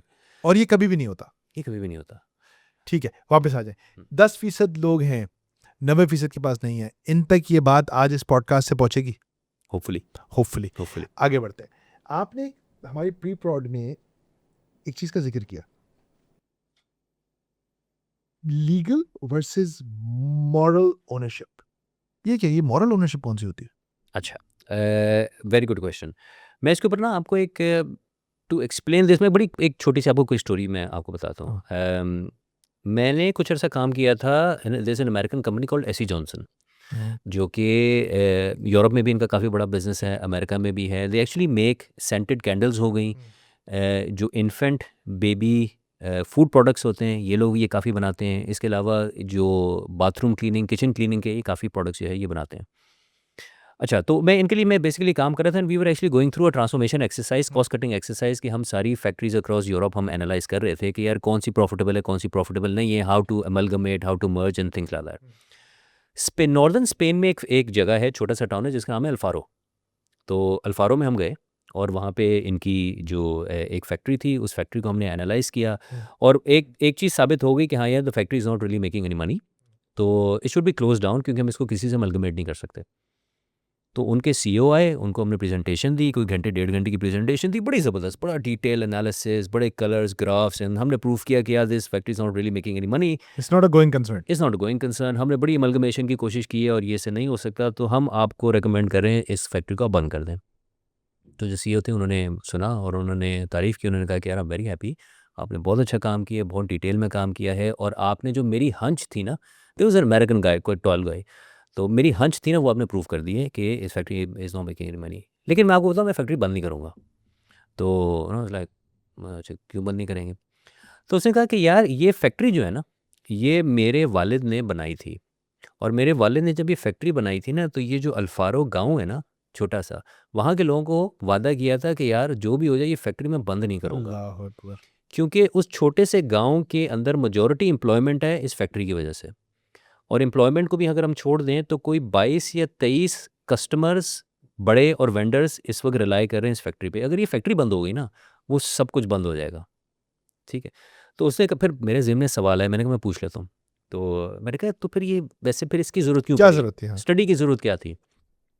तो उसने कहा यार क्योंकि मैं अपने बोर्ड को भी ना एक क्लैरिटी देना चाहता था कि यार आप सही कह रहे हो, फैक्ट्री पैसा नहीं बना रही। लेकिन अगर ये फैक्ट्री नुकसान देती है ना, तो इसको ब्रेक इवन लाने के लिए मैं अपनी जेब से पैसे डालूंगा। अल्लाह, सो यू नो ट्रांसपेरेंसी, वाह, कि आपको पता हो कि हाँ यार मैंने कोई एग्जीक्यूटिव डिसीजन नहीं लिया, मैंने बात छुपा नहीं दी, हाँ मुझे मैंने पता था आप सही कह रहे हैं, हाँ आप सही कह रहे हैं, लेकिन मैं मेरे को मेजोरिटी ओनर हूँ, हाँ लेकिन मैं समझता हूँ कि आपको ट्रांसपेरेंसी होनी चाहिए। नुकसान होगा मैं अपनी जेब से भरूंगा। That is the difference between legal ownership and moral ownership. खूबसूरत बात है। उस बंदे की लीगल ओनरशिप थी, hmm, he is the majority share holder, वो डिसीजन ले सकता है बंद करने का, लेकिन उस बंदे को एहसास है कि यार यहाँ तक पहुँचने में ना सिर्फ मेरा किरदार नहीं है। राइट, आपको याद होगा जब हमने खेत वाली बात की कि यार आई एम अ गार्डियन, ये जो शहर के लोग मेरे पे डिपेंडेंट हैं, ये जो इनकी कस्टमर अखलाकी मेरे पे ownership। डिपेंडेंट हैं, इनकी अखलाकी ओनरशिप है, और ये फैसला सिर्फ लीगल ओनरशिप पे नहीं हो सकता। सुभान अल्लाह, जस्ट क्या यार, बिकॉज क्या आई हैव सूफी लोगों के साथ काम कर रहे हैं यार आप। यार मैं आपसे शेयर कर रहा हूँ कि देखें, हम शुरू में बात कर रहे थे ना, सक्सेस की एक रेसिपी है, और जब आप उस रेसिपी को देखना शुरू करते हैं ना, तो आप सूफी लेवल पे चले जाते हैं। भाई ऐसे ही तो नहीं है, हदीस आ गई ना कि 7 लोगों में से जो जन अर्श के साए के नीचे होंगे, ईमानदार ताजिर will be one of them. Yes, ऐसे ही आ गया कि शहीद के साथ, जिहाद करने वाले के साथ एक ईमानदार ताजिर खड़ा हुआ है। आसान काम नहीं है, बिल्कुल, एब्सोल्युटली, बहुत बड़ा काम है, बहुत बड़ा काम है। बहुत बड़ा काम है। तो जब आप अपने लोगों की, लोग में सिर्फ फैमिली मेम्बर्स नहीं आ जाते, हम्म, सिर्फ एम्प्लॉयज़ नहीं आ जाते, हम्म, आपका एक सोसाइटी की तरफ भी एक जिम्मेदारी है। हम्म। तो जब आप उनकी ओनरशिप को, उनके स्टेक को तस्लीम करते हैं, हम्म। ठीक है, that is what a moral ownership is. मैं आपको छोटी सी बात, एक लाइटर नोट के ऊपर मैं आपको बात बताता हूँ कि आई वाज़ हैविंग एक फैमिली बिजनेस थी, उनके साथ कॉन्वर्सेशन मेरी हो रही थी, तो वहाँ पे एक उनके यंगस्टर भी थे, he was like mid thirties, something like that. तो वो अपना उन्होंने एक स्टार्टअप जो है अपना स्टार्ट किया था, और and he was doing well. तो वो कॉन्वर्सेशन में ना बार-बार उन्होंने बोलना शुरू किया कि यार देखें, मैं इससे डिसएग्री करता हूँ, मैं तो सेल्फ मेड आदमी हूँ। एक दफ़ा उन्होंने बोला, फिर दूसरी कोई बात हुई, उन्होंने कहा कि नहीं यार देखें, मैं तो सेल्फ मेड आदमी हूँ, फिर तीसरी दफ़ा मैं तो सेल्फ मेड आदमी हूँ। अच्छा, जब उन्होंने 3 दफ़ा ये बोला ना, मैंने कहा यार कि मैं, आप बुरा ना मनाएं, मैं आपको एक बात पूछूं। मैंने कहा यार कि चलें, ये आपको जुमला ना मैं अपने पे अप्लाई करता हूँ। सीट कहाँ से है? हाँ, पे उसी के ऊपर आए। मैंने कहा यार कि मैं अगर कहता हूँ कि जी मैं सेल्फ मेड आदमी हूँ, जो कि जुमला अच्छा है अगर मैंने अपने आप को मोटिवेट करना है कि नहीं यार देखो, अदील मेहनत करनी है, पहले भी ओवरकम की कैसे है। मोटिवेट, मोटिवेटिंग भी कैसे अच्छा जुमला है? मुझे तो ये जुमला अच्छा ही हाँ, नहीं लगता, चले बहुत रौनक भरा जुमला लगता है इस मुझे। सेंस में कि यार चलो, और किसी पे डिपेंडेंट नहीं होना, कोशिश करो कि खुद करो। पता नहीं, आई खैर अंडरस्टैंड, चलें, ठीक है, हाँ आपकी बात, चले आई अंडरस्टैंड, खतरनाक जुमला है। खतरनाक। लेकिन मैंने कहा कि यार अगर ये रवैया, अगर ये जुमला आपके अंदर वो रवैये पैदा कर रहा है कि जहाँ पे आप फील करते हैं कि you are special in some way, now that is a problem. हाँ, मैंने कहा यार देखिए, अगर मैं बोलूँ कि जी मैं सेल्फ मेड हूँ, तो मैंने कहा यार मैं तो पैदा खुद नहीं हुआ। आप तो बहुत तेज चलेगा हाँ हाँ मैंने कहा यार मैंने चलना भी खुद नहीं सीखा, हाँ, मैंने अपना पहला लुकमा भी खुद नहीं खाया, स्कूल खाएगा इसे हेल्प स्कूल में एडमिशन भी मैंने नहीं लिया, कॉलेज में एडमिशन भी मैंने नहीं लिया, मैंने अगर कारोबार शुरू किया तो जो पैसा मैंने बैंक से लिया वो भी मेरा नहीं था, ठीक है, जब मैंने कोई मशीन खरीदी वो भी मेरी ये नहीं वही थी। इंडिविजुअलिज्म का एक फसाड हमारे दिमागों में खड़ा किया जा रहा है ना, मैं तो बड़ी चीज़ हूँ, मैं सेल्फ मेड हूँ, या अजीब बेवकूफ़ाना बात कर रहा है यार। So our success is taking people together. Yes, I agree with you. Microsoft की एग्जांपल या हुई, हमने ये जो एसी जॉनसन है इसकी एग्जांपल दी, हमारी ज़रा अपनी। Local architect, I am sorry, जी जी, बिकॉज़ मुझे थोड़ा-सा वक्त के लिए मैं स्ट्रेच, तो I will go just for it. Run you through a few question. देखिए, एक बहुत बड़ा डिस्रप्शन आया है पिछले 25 सालों में, जिसे हम टेक डिस्रप्शन कहते हैं। जो फ़र्क एक 50 साल और 25 साल में फ़र्क 25 साल का था, अब वो 75 साल, 100 साल का फ़र्क हो गया। इतनी तेज़ी से चीज़ें मूव कर रही हैं। जेन ज़ी और जेन अल्फ़ा एक बिल्कुल एक अलग नस्ल, हर ज़माने में ही होता है। देखिए, हर ज़माने में ही अगली आने वाली नस्ल, जो आपने शुरू में बहुत खूबसूरती के साथ इस बात को कहा था, वो अपना नाम बनाना चाहती है। लेकिन प्रॉब्लम ये होता है कि ये लोग जो शायद हमारी प्री प्रॉड में बात हो रही थी कि ये जो नई नस्ल है पाकिस्तान की, ये एक दुनिया देख रही है, पॉप कल्चर, इंटरनेट कल्चर, जिसमें ये वेस्ट को देख रही है, जिसमें ये टेस्ला देख रही है, जिसमें ये एप्पल की स्टोरी सुन रही है, जिसके फाउंडेशनल ईयर्स में इसने दुनिया की मोस्ट खौफनाक कॉर्पोरेटाइजेशन की कहानियाँ सुन रही है, जिसमें ग्रेटा थनबर्ग उसके सामने एक एग्जांपल है। वो हर तरह के दुनिया के बेस्ट और वर्स्ट को उसके सामने है। और जब वो पाकिस्तान को देख रहा है, वो देख रहा है ये तो बहुत ही स्लो पेस हो रहा है यार, ये तो बिल्कुल ही अलग दुनिया में हूँ मैं। तो ये तो एक बड़ा ठंडा गर्म हो रहा है उसके दिमाग में। तो इसने बाय एंड लार्ज एक शदीद डिसेंट क्रिएट किया है पाकिस्तान के Yes. नौजवानों में, जो उन्होंने 8 फरवरी को भी दिखाया, जो वो हर वक्त पॉलिटिकली भी दिखा रहे हैं, हर तरीके से दिखा रहे हैं, डिसेंट है। मुल्क छोड़ के जा रहे हैं, इससे बड़ा डिसेंट क्या है? मतलब आप तो वापस आ गए, लेकिन जिस किस्म का ब्रेन ड्रेन या ब्रेन गेन जो भी आप कह लें उसको हो रहा है, वो कभी नहीं हो रहा है। सो एक मुझसे एक प्रोटेस्ट है, they are in a constant state of protest, वो एग्री नहीं कर रहे हैं। और सुहेल ने भी ये बोला कि अब मब्बा से आप इस सूरत हाल को कैसे असेस कर रहे हैं कि ये जो नए आने वाली नस्ल है, जो एक बिल्कुल डिफरेंट दुनिया उसने इनहेरिट की है हमसे और आपसे, वो जो टकराव हो रहा है इन दो दुनियाओं का, वो इस वक्त पाकिस्तान के फैमिली बिजनेसेस के अंदर क्या सीन क्रिएट कर रहा है? क्योंकि just to add one more thing to this, एक तो होता है सेठ और एक होता था सेठ का बेटा या सेठ की बेटी। वो भी बड़ी खौफनाक चीज होती थी। आई थिंक वो मैं कभी कभी बुरा फील करता था सेठ के बेटे और बेटियों के लिए, क्योंकि कोई ऑर्गेनाइजेशन नहीं है जहां उन्हें प्यार की निगाह से देखा जाता। लोग सेठ से तो फिर भी प्यार कर लेते हैं, लेकिन जितनी नफरत का इजहार बिल हुआ है, मैं तो सच बोल रहा हूँ, सही कह रहे हैं। ये पॉलिटिकली करेक्ट बात नहीं कर रहा मैं, लेकिन मैं बताऊं, कभी कभी ऐसा होता है कि आपको, अगर आप सुन लें कि आपके बारे में क्या बातें होती हैं चाय के दामों पे ऑफिस के बाहर, तो आप खुदकुशी कर लें, आप बोले हाँ मैं इतना बुरा हूं माँ, क्या आपको ये लगे, लेकिन ये सच है, एक फाउंडेशनल प्रॉब्लम। लेकिन अब तो वो जो सेठ का बेटा था वो भी सेठ से वो कह रहा नहीं मुझे नहीं आना है यहाँ। एक तो दोनों चीज़ों का जवाब दें, सेठ के बेटे से इतनी ज़्यादा नफरत क्यों होती है, और वो जो सेठ का बेटा अब खुद भी बिल्कुल अलग चला गया है, वो कैसे देख रहा है फैमिली बिजनेस को?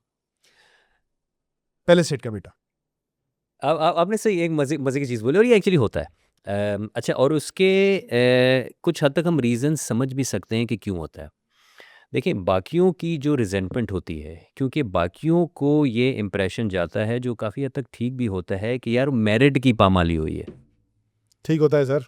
देखिए कि यार हम इतने अरसे से काम कर रहे हैं, हम इतने अरसे से इस जर्नी में साथ हैं, हमने इतना बर्डन उठाया है। हम ये नहीं कह रहे कि आप हमें ओनर बना दें, हाँ नहीं बनाए। लेकिन फिर भी ठीक है यार, हम वो कहते हैं ना कि हम भी पढ़े हैं राहों में। हाँ तो एक वो रिजेंटमेंट आती है कि यार somebody has just come in and they're doing the show. and he's entitlement, हाँ एंटाइटलमेंट। तो वही तो एक नेचुरल एज ह्यूमन बींग्स हमें रिजेंटमेंट होती है। हम एक क्यू में खड़े हों और कहीं से कोई साथ वाला आगे निकल जाए, हम कहते हैं यार वो साथ से नहीं है, ऊपर से आ जाए, ऊपर से इमिग्रेशन की लाइन में Immigration। तो वो छे आप पासपोर्ट पकड़ के याद निकल तो होगा जाते हैं। यार। तो यू नो आपके बिल्कुल अंदर वही फीलिंग होती है, बिल्कुल वही फीलिंग होती है कि यार लाइक कि फिर मैं क्यों खड़ा था यहाँ पे। VIP culture. तो एक तो वो एक वो वाली चीज़ होती है। अच्छा वहाँ पे जो दूसरी साइड के ऊपर क्या होता है, देखें दूसरी साइड पे, और फिर इसलिए जब हम कंपनीज़ को एडवाइस करते हैं कि यार जब आपने यंगर जनरेशन को लेकर आना है बिज़नेस के अंदर, तो उसका भी ना एक प्रोसेस होता है। पहले तो है कि आप किसी को फोर्स ना करें, ठीक है।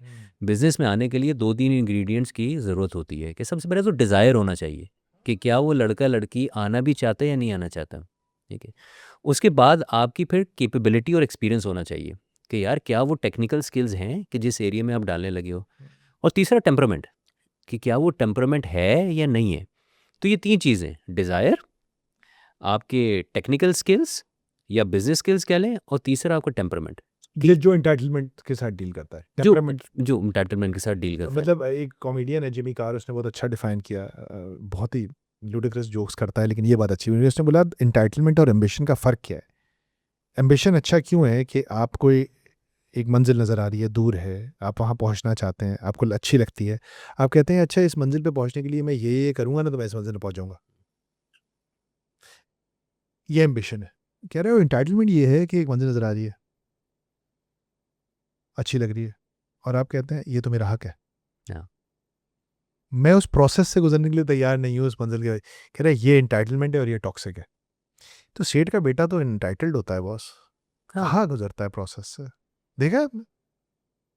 कुछ लोग करते हैं, वो 10 में से भी कम होंगे। वो 10 में से भी कम है, बट करते हैं। हाँ, लेकिन फिर तो कामयाब हो जाते होंगे। आई थिंक उसमें भी देखें वो जो भी फिर डिजायर, वो फिर आप ऊपर जाएंगे, वो डिज़ायर है ना। डिजायर ही नहीं है। देखिए ऑल ऑफ दीज, मैं एक इसमें देखिए मैं बात करूं, all of these are formulas, all of these are recipes.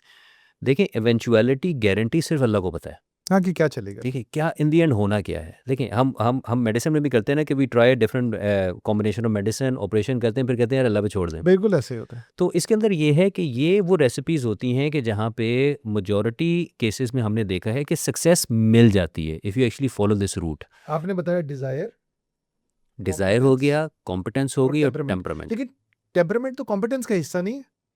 चंद चीज़ होती हैं जो कि ना आपको एज के साथ आती हैं मिसाल के तौर पे, और आपको एक्सपोजर के साथ आती हैं। बहुत खूबसूरत बात कहते somebody for example who has spent time abroad, मैं आपको मिसाल देता हूँ, ठीक है, जहाँ पे आप मल्टीपल कल्चर्स, मल्टीपल सिचुएशंस को आपने फेस की हुई हैं, आप थोड़े से ज़्यादा ओपन माइंडेड होंगे हैं। In terms of listening to views, in terms of working with people and having their feedback. अगर आपकी ज़्यादा लोकलाइज अपब्रिंगिंग हुई है तो शायद आपके अंदर वो एंटाइटलमेंट वाली चीज़ ज़्यादा हो। तो वो टेम्परामेंट भी एक मैटर करता है कि एग्जैक्टली आप किस तरह से स्पेशली लीडरशिप पोजीशन के ऊपर आप मैनेज करते हैं। तो आई थिंक वो एक बड़ा जो है एक इम्पॉर्टेंट एलिमेंट होता है। दूसरा आपका सवाल था apart from this, what was the second question? नहीं, पहला सवाल तो वो था ना कि वाई जो आते हैं वाई दे नॉट लाइक्ड। हाँ, वो भी बच्चे, वो भी वो उनको क्यों नहीं हाँ, पसंद वो किया फिर जाता, आगे। और फिर वो अब तो वो भी खुद भी अपने अब्बा को पसंद नहीं कर रहे। अच्छा, उनके अंदर भी एक अनईजी फीलिंग आ जाती है ना। देखिए इंसान को फील हो रहा होता है कि यार मैं बैठ तो गया हूँ, वेलकम। लेकिन वो लेजिटिमेसी नहीं आ रही। हाँ, ठीक है, एक मुफ्ती बैठा हुआ है वो सर मफ्ती बैठा हुआ है and then you start acting on it, right? तो इट्स ऑल अबाउट, देखिए, इमोशंस, ह्यूमन बिहेवियर्स, कि what we are trying to do here. तो अल्टीमेटली जब हम बात करते हैं फैमिली बिजनेस की, जैसे मैं आपको एग्जांपल दूं, एक सवाल अक्सर किया जाता है कि यार एक इम्प्रेशन है कि थर्ड जनरेशन पे जाके फैमिली बिजनेसेस फेल हो जाते हैं। बिल्कुल ऐसे ही है। एक जनरल ये भी इम्प्रेशन। चाइनीज प्रोवर्ब है, हाँ, good fortunes die in third generation. बिल्कुल।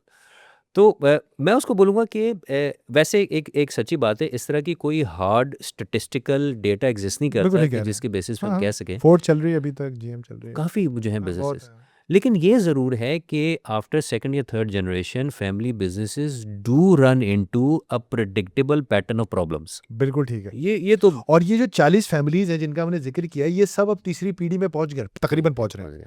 क्या देख रहे हैं, हो क्या रहा है, मजे की कोई स्टोरी बताएं। आई थिंक अच्छी चीज़ें भी हो रही हैं। जहाँ पे मैं बोलूँ कि जो अभी हमने रेसिपी की बात की, जहाँ पे हमने लीडिंग प्रैक्टिस की बात की कि यार किस तरह से आपने vision, mission, values, roles and responsibilities, family constitutions हो गए, शेयर होल्डर एग्रीमेंट्स हो गए, फैमिली चार्टर्स हो गए, ये लोगों ने बनाने शुरू कर दिए हैं। थोड़ी बहुत फ्रिक्शंस होती हैं लेकिन मामला जो है वो चल पड़ता है। लेकिन ऐसी भी एग्जांपल्स हैं कि जहाँ पे ये चीज़ें डिसइंटीग्रेट हो रही नहीं है हो पा और रही, डिसइंटीग्रेट हो रही है, डिसइंटीग्रेट हो रही हैं, नजर आ रहा है। कॉन्फ्लिक्ट्स हो रहे हैं, मैं भी नाम नहीं लेना चाहता, लेकिन अच्छी कोर्टों बात में नहीं जा है। रहे हैं। हाँ, तो ये हो रहा है, चीजें खराब हो रही हैं। ये ख़राब हो रही हैं। आपने 10% फैमिलीज की बात की जो कि आपके जो विजन, मिशन और वैल्यूज के स्ट्रक्चर को जिन्होंने डिफाइन किया हुआ है। एक बहुत इंपॉर्टेंट चीज जो मैं देखता हूँ किसी भी कंपनी के अंदर, एक प्रोफेशनल सीईओ का इंचार्ज होना। कितने फैमिली बिजनेसेस में ये तप्पड़ होता है, मैं कहता हूँ कराची का, रखो यार एक तगड़े बंदे को सीईओ लगाओ, बहुत कम है ना। बहुत कम है। और क्या ये भी एक इंडिकेशन नहीं होता आपकी नज़र में, जब आप देखते हैं उसके उसके डीएनए को, कि यार अच्छा, क्या ये कोई एक ऐसा एक एलिमेंट है जो कि सक्सेस और फेलियर के अंदर कोई किरदार अदा करता है, जब एक तगड़ा प्रोफेशनल सीईओ लगाते हैं जो लोग। देखिए, येस एंड नो। अच्छा। देखिए, इन दी एंड जो अभी हमने बात की थी ना, डिज़ायर की, कॉम्पिटेंस की, टेम्परामेंट की, अब this is not related to whether you are a family member और नॉट। देखिए, अल्टीमेटली आपको क्या चाहिए? अल्टीमेटली तो आपको चाहिए best person for the job, हाँ who can deliver the best results, either male और female, doesn't matter, pragmatism, MPH. हाँ ठीक है, बिल्ली चाहिए। हाँ, हमने ये नहीं देखना बिल्ली अपनी है, बाहर वाली चूहे है, मारने क्या हैं है, सर। चूहे मारने हैं। तो प्रैक्टिकली होता क्या है कि ये सवाल इज़ लेस अबाउट कि यार जो एक बंदा या बंदी आएगा, are they actually best suited for the job? It is more about control. It's more about control. The reason why a lot of companies don't go down this route, because they feel, जो ownership होती है, board होती है, कि यार हमारा control चला जाएगा, then we have somebody else coming, making the decisions, making the changes, contradicting us, asking questions, and यार वो इन चक्करों में नहीं हमने पढ़ना। ठीक है, तो हम बस कर रहे हैं ना, अब एक मामला लाइन चल लॉस रहा है, होगा यार, छोड़ो ना, हाँ, मेरा विजन खराब हो जाएगा। मेरा विजन खराब हो जाएगा। क्योंकि वैसे भी generally as society we are not good in taking feedback, right? यार हम सही कह रहे हमें जब कोई फीडबैक देते हैं ना तो हम पर्सनल ले लेते हैं, यार वो जलील कर रहा है, यार वो सिर्फ आपको फीडबैक दे रहा है। हैं। हाँ, तो प्रोफेशनल सीईओज उसी वक्त सक्सेसफुल होते हैं कि when you give them a mandate and then you give them space Control. to perform. Exactly. When you Control, give them control. क्योंकि अगर आप अथॉरिटी नहीं दे रहे तो उसके बगैर आप रिस्पॉन्सिबिलिटी नहीं दे सकते. सिंपल सी, अगर एक मुझे आपने जिम्मेदारी दे दी लेकिन अथॉरिटी नहीं दी, मैं क्या करूँगा? ठीक है. तो जो चैलेंजेस आते हैं, but there are a lot of companies out there जिन्होंने एक्सपेरिमेंट किया, फेल हुए, लेकिन फिर सक्सेसफुल हुए. They have appointed professional CEOs and they are doing very well. साथ साथ जो फैमिली है, जो बोर्ड है, वो भी वक्त के साथ साथ ट्यून हो जाता है कि नहीं यार, the person is delivering results. एक और मैंने देखा है जो बोर्ड, आई नो वो आप मेजोरिटी तो नहीं है फैमिली बिजनेस था कि जो बोर्ड शोड होते हैं और सारा कुछ होता है, लेकिन आप देखेंगे ना अजीब डमी किस्म के बोर्ड मेंबर्स होते हैं. वो किसी मीटिंग में भी नहीं, वो एक बस इसको बोर्ड मेंबर, इसको 1% स्टेक देके बोर्ड मेंबर बना दो. ये एसएससीबी की रिक्वायरमेंट पूरी करने के लिए कुछ बोर्ड मेंबर्स होते हैं या ऐसे ही होते हैं. वो ये क्या चक्कर है? बोर्ड का जो स्ट्रक्चर है हमारी, एक ड्रामा है 90%. नॉट एंटायरली, कुछ हद तक. आप सही कह रहे हैं, ये होता ड्रामा है. ही है यार. We are very good in rubber stamping thing. हाँ, देखिए हम बनी इसराइल टाइप का बिहेवियर हो गया. ये कवायद पूरे कर दिए ऊपर से. जुमे की नमाज में हम जाते हैं ना, हाँ. देखें वहाँ बैठ के कुछ डिस्कस हो ना हो, हम हाजिरी लगा के आ हाँ, जाते हैं. हाजिर लगा दी हमने, ठीक. जुमा पढ़ लिया भाई. जुमा पढ़ ली. Because most of these things, अगर मैं थोड़ा सा एक गहरे रेगुलेटरी बात करूं, रिक्वायरमेंट्स पूरी करते हैं हम. हाँ, क्योंकि मोस्ट ऑफ दीज थिंग्स ना are not organic to us. देखिए हाँ, हम वो organic नहीं है. टूल्स, मेथड्स, निज़ाम इस्तेमाल कर रहे हैं जो कि हमारे इलाके ज़रूरियात से नहीं निकला. यार बहुत ही खूबसूरत बात करें तो क्या हमारा कोई और निज़ाम होना चाहिए? It's very Is there any other structure for us available? Valid question. यहाँ पे फिर बात आ जाती है प्रैग्मेटिज्म वाली कि देखें आज हम जहाँ खड़े हैं, does it make sense for us to actually go and build a completely new system, या फिर हम बोलें कि नहीं यार, let's have an open mind and let's see what is actually out there. जो काम कर रहे हैं निज़ाम, उसको ले आओ. लेकिन उसके लिए फिर हमारा डिज़ायर भी तो हो ना. हाँ, ये बात आपकी बहुत अच्छी है कि हम ऐसे ही तो नहीं वेस्ट से हर चीज़ इंपोर्ट कर सकते. हमारा एक अलग सिस्टम है, निज़ाम. हमारी ग्राउंड रियलिटी है. उस पे कोई काम नहीं हुआ है अभी. हमने इसकी मैचिंग नहीं की हुई. वही तो पूछ रहा हूँ, इस पे कोई काम हुआ है? इस पे काम बहुत कम नज़र आता है कि जहाँ पे हम बोलें कि हमारी ऑर्गेनिक हमारा कॉर्पोरेट रिक्वायरमेंट्स क्या है. गवर्नेंस का स्ट्रक्चर ये होगा. कॉर्पोरेट गवर्नेंस का, क्योंकि यार this is kind of what is west driven. East में भी और यही हुआ ईरान है. ने किया ना, ईरान ने बोला यार बात सुनो यार, बादशाहत भी नहीं चाहिए और ये वेस्टर्न लिबरल डेमोक्रेसी भी नहीं चाहिए. हमारा एक अलग सिस्टम होगा, हमारी एक सुप्रीम काउंसिल होगी और विलायत फ़क़ीह होगी, उसके नीचे एक गवर्नमेंट भी होगी. एक तीसरा सेटअप बनाया उन्होंने. बिल्कुल. उन्होंने बोला यार ये तीसरा सेटअप बनेगा.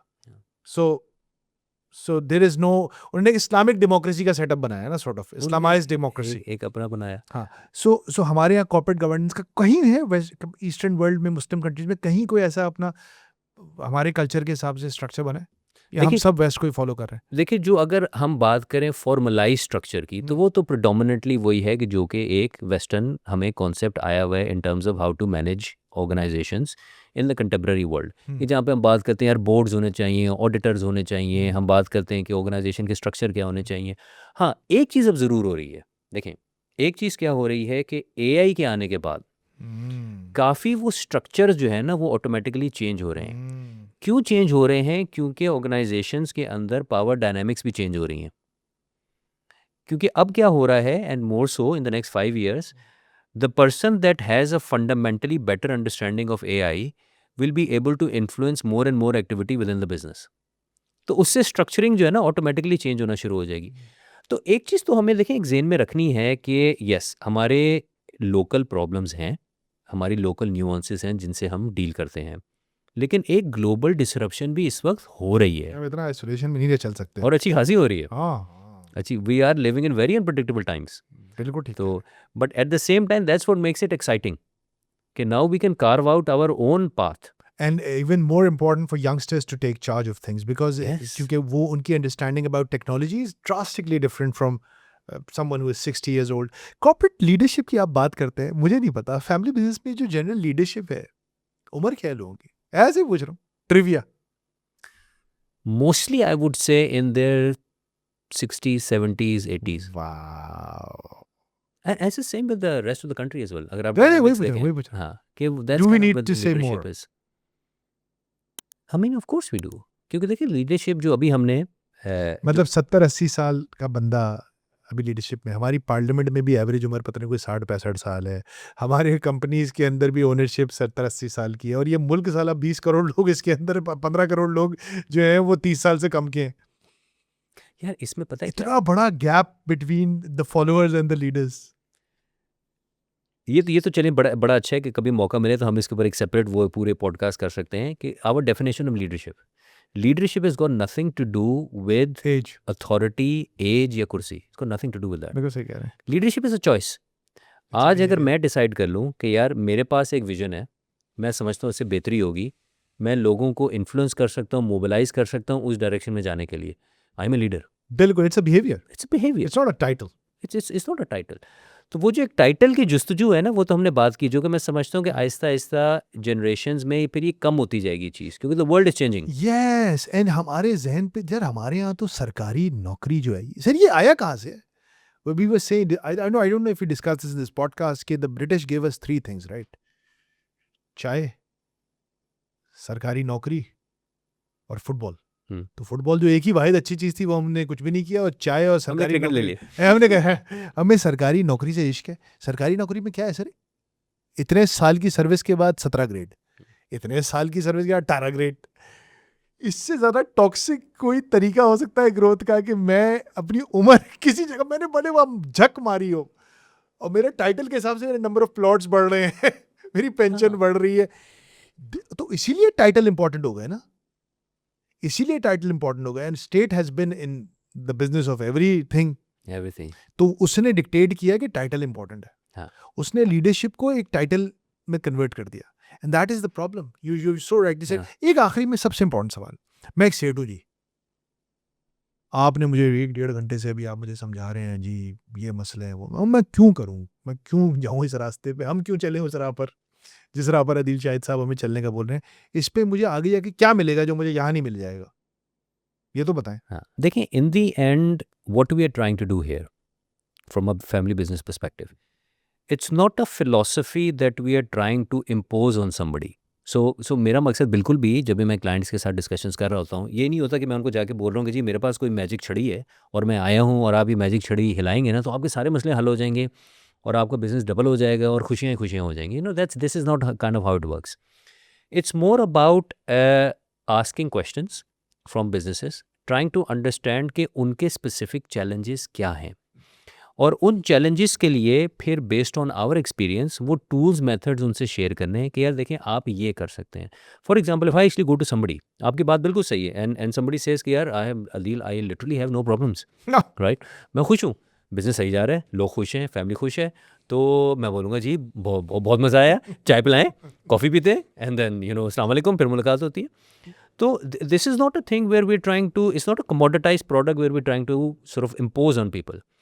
असल इसका मकसद यही है कि जहाँ पे हम फील करते हैं कि चैलेंजेस आ रहे हैं या आ सकते हैं, कि जहाँ पे आपने अभी डिस्कशन की, फॉर समबडी एक्चुअली फील्स कि there more than happy, it's a case of asking questions कि यार बिल्कुल ठीक है, आप आगे क्या फोरकास्ट कर रहे हैं, हाँ। आप आगे कैसे देखते हैं चीज़ों को, आपको टेक्नोलॉजी का इम्पैक्ट कैसा नज़र आ रहा है, आपकी फैमिली के अंदर अगर एडिशनल फैमिली मेम्बर्स आके बिजनेस को ज्वाइन कर रहे हैं उसमें आपको क्या तरीका नज़र आ रहा है, आप मार्केट में किन प्रोडक्ट्स में, किन मार्केट्स में compete आप करना चाह रहे हैं, बिजनेस ऑपरेशंस के अंदर आपको किस तरह के प्रॉब्लम्स आ रहे हैं। So we ask questions, the idea is to understand कि if there are any genuine problems we can help with, और उसके लिए हमारे पास टूल्स अवेलेबल हैं। चंद टूल्स हैं जो कि बड़े स्टैंडर्ड होते हैं फैमिली के पॉइंट ऑफ व्यू से, बिजनेस के पॉइंट ऑफ व्यू से।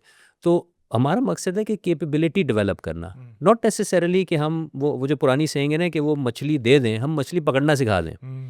So they're able to actually be independent and solve these problems themselves. आपने बहुत अच्छी बात की कि आप उन्हीं को जवाब देते हैं जो सवाल कर रहे होते हैं, और कहते हैं ना अच्छा सवाल आधा विजडम होता है, अच्छा सवाल is half the wisdom.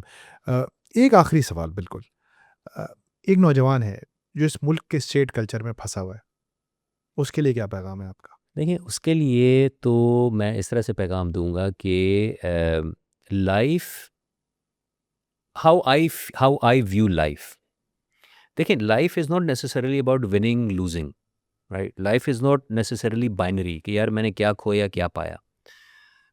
Life generally is about experiences, life generally is about what I learned, what I taught to other people and how I improved माई सेल्फ, क्योंकि हमारी ज़िंदगी की एक जर्नी है। हमारा रिलीजन तो बहुत ज़्यादा इस चीज़ के ऊपर एम्फोसिस करता है कि यार इट्स अबाउट हमने अपने अखलाक को, अपनी काबिलियत को कैसे बेहतर बनाना है।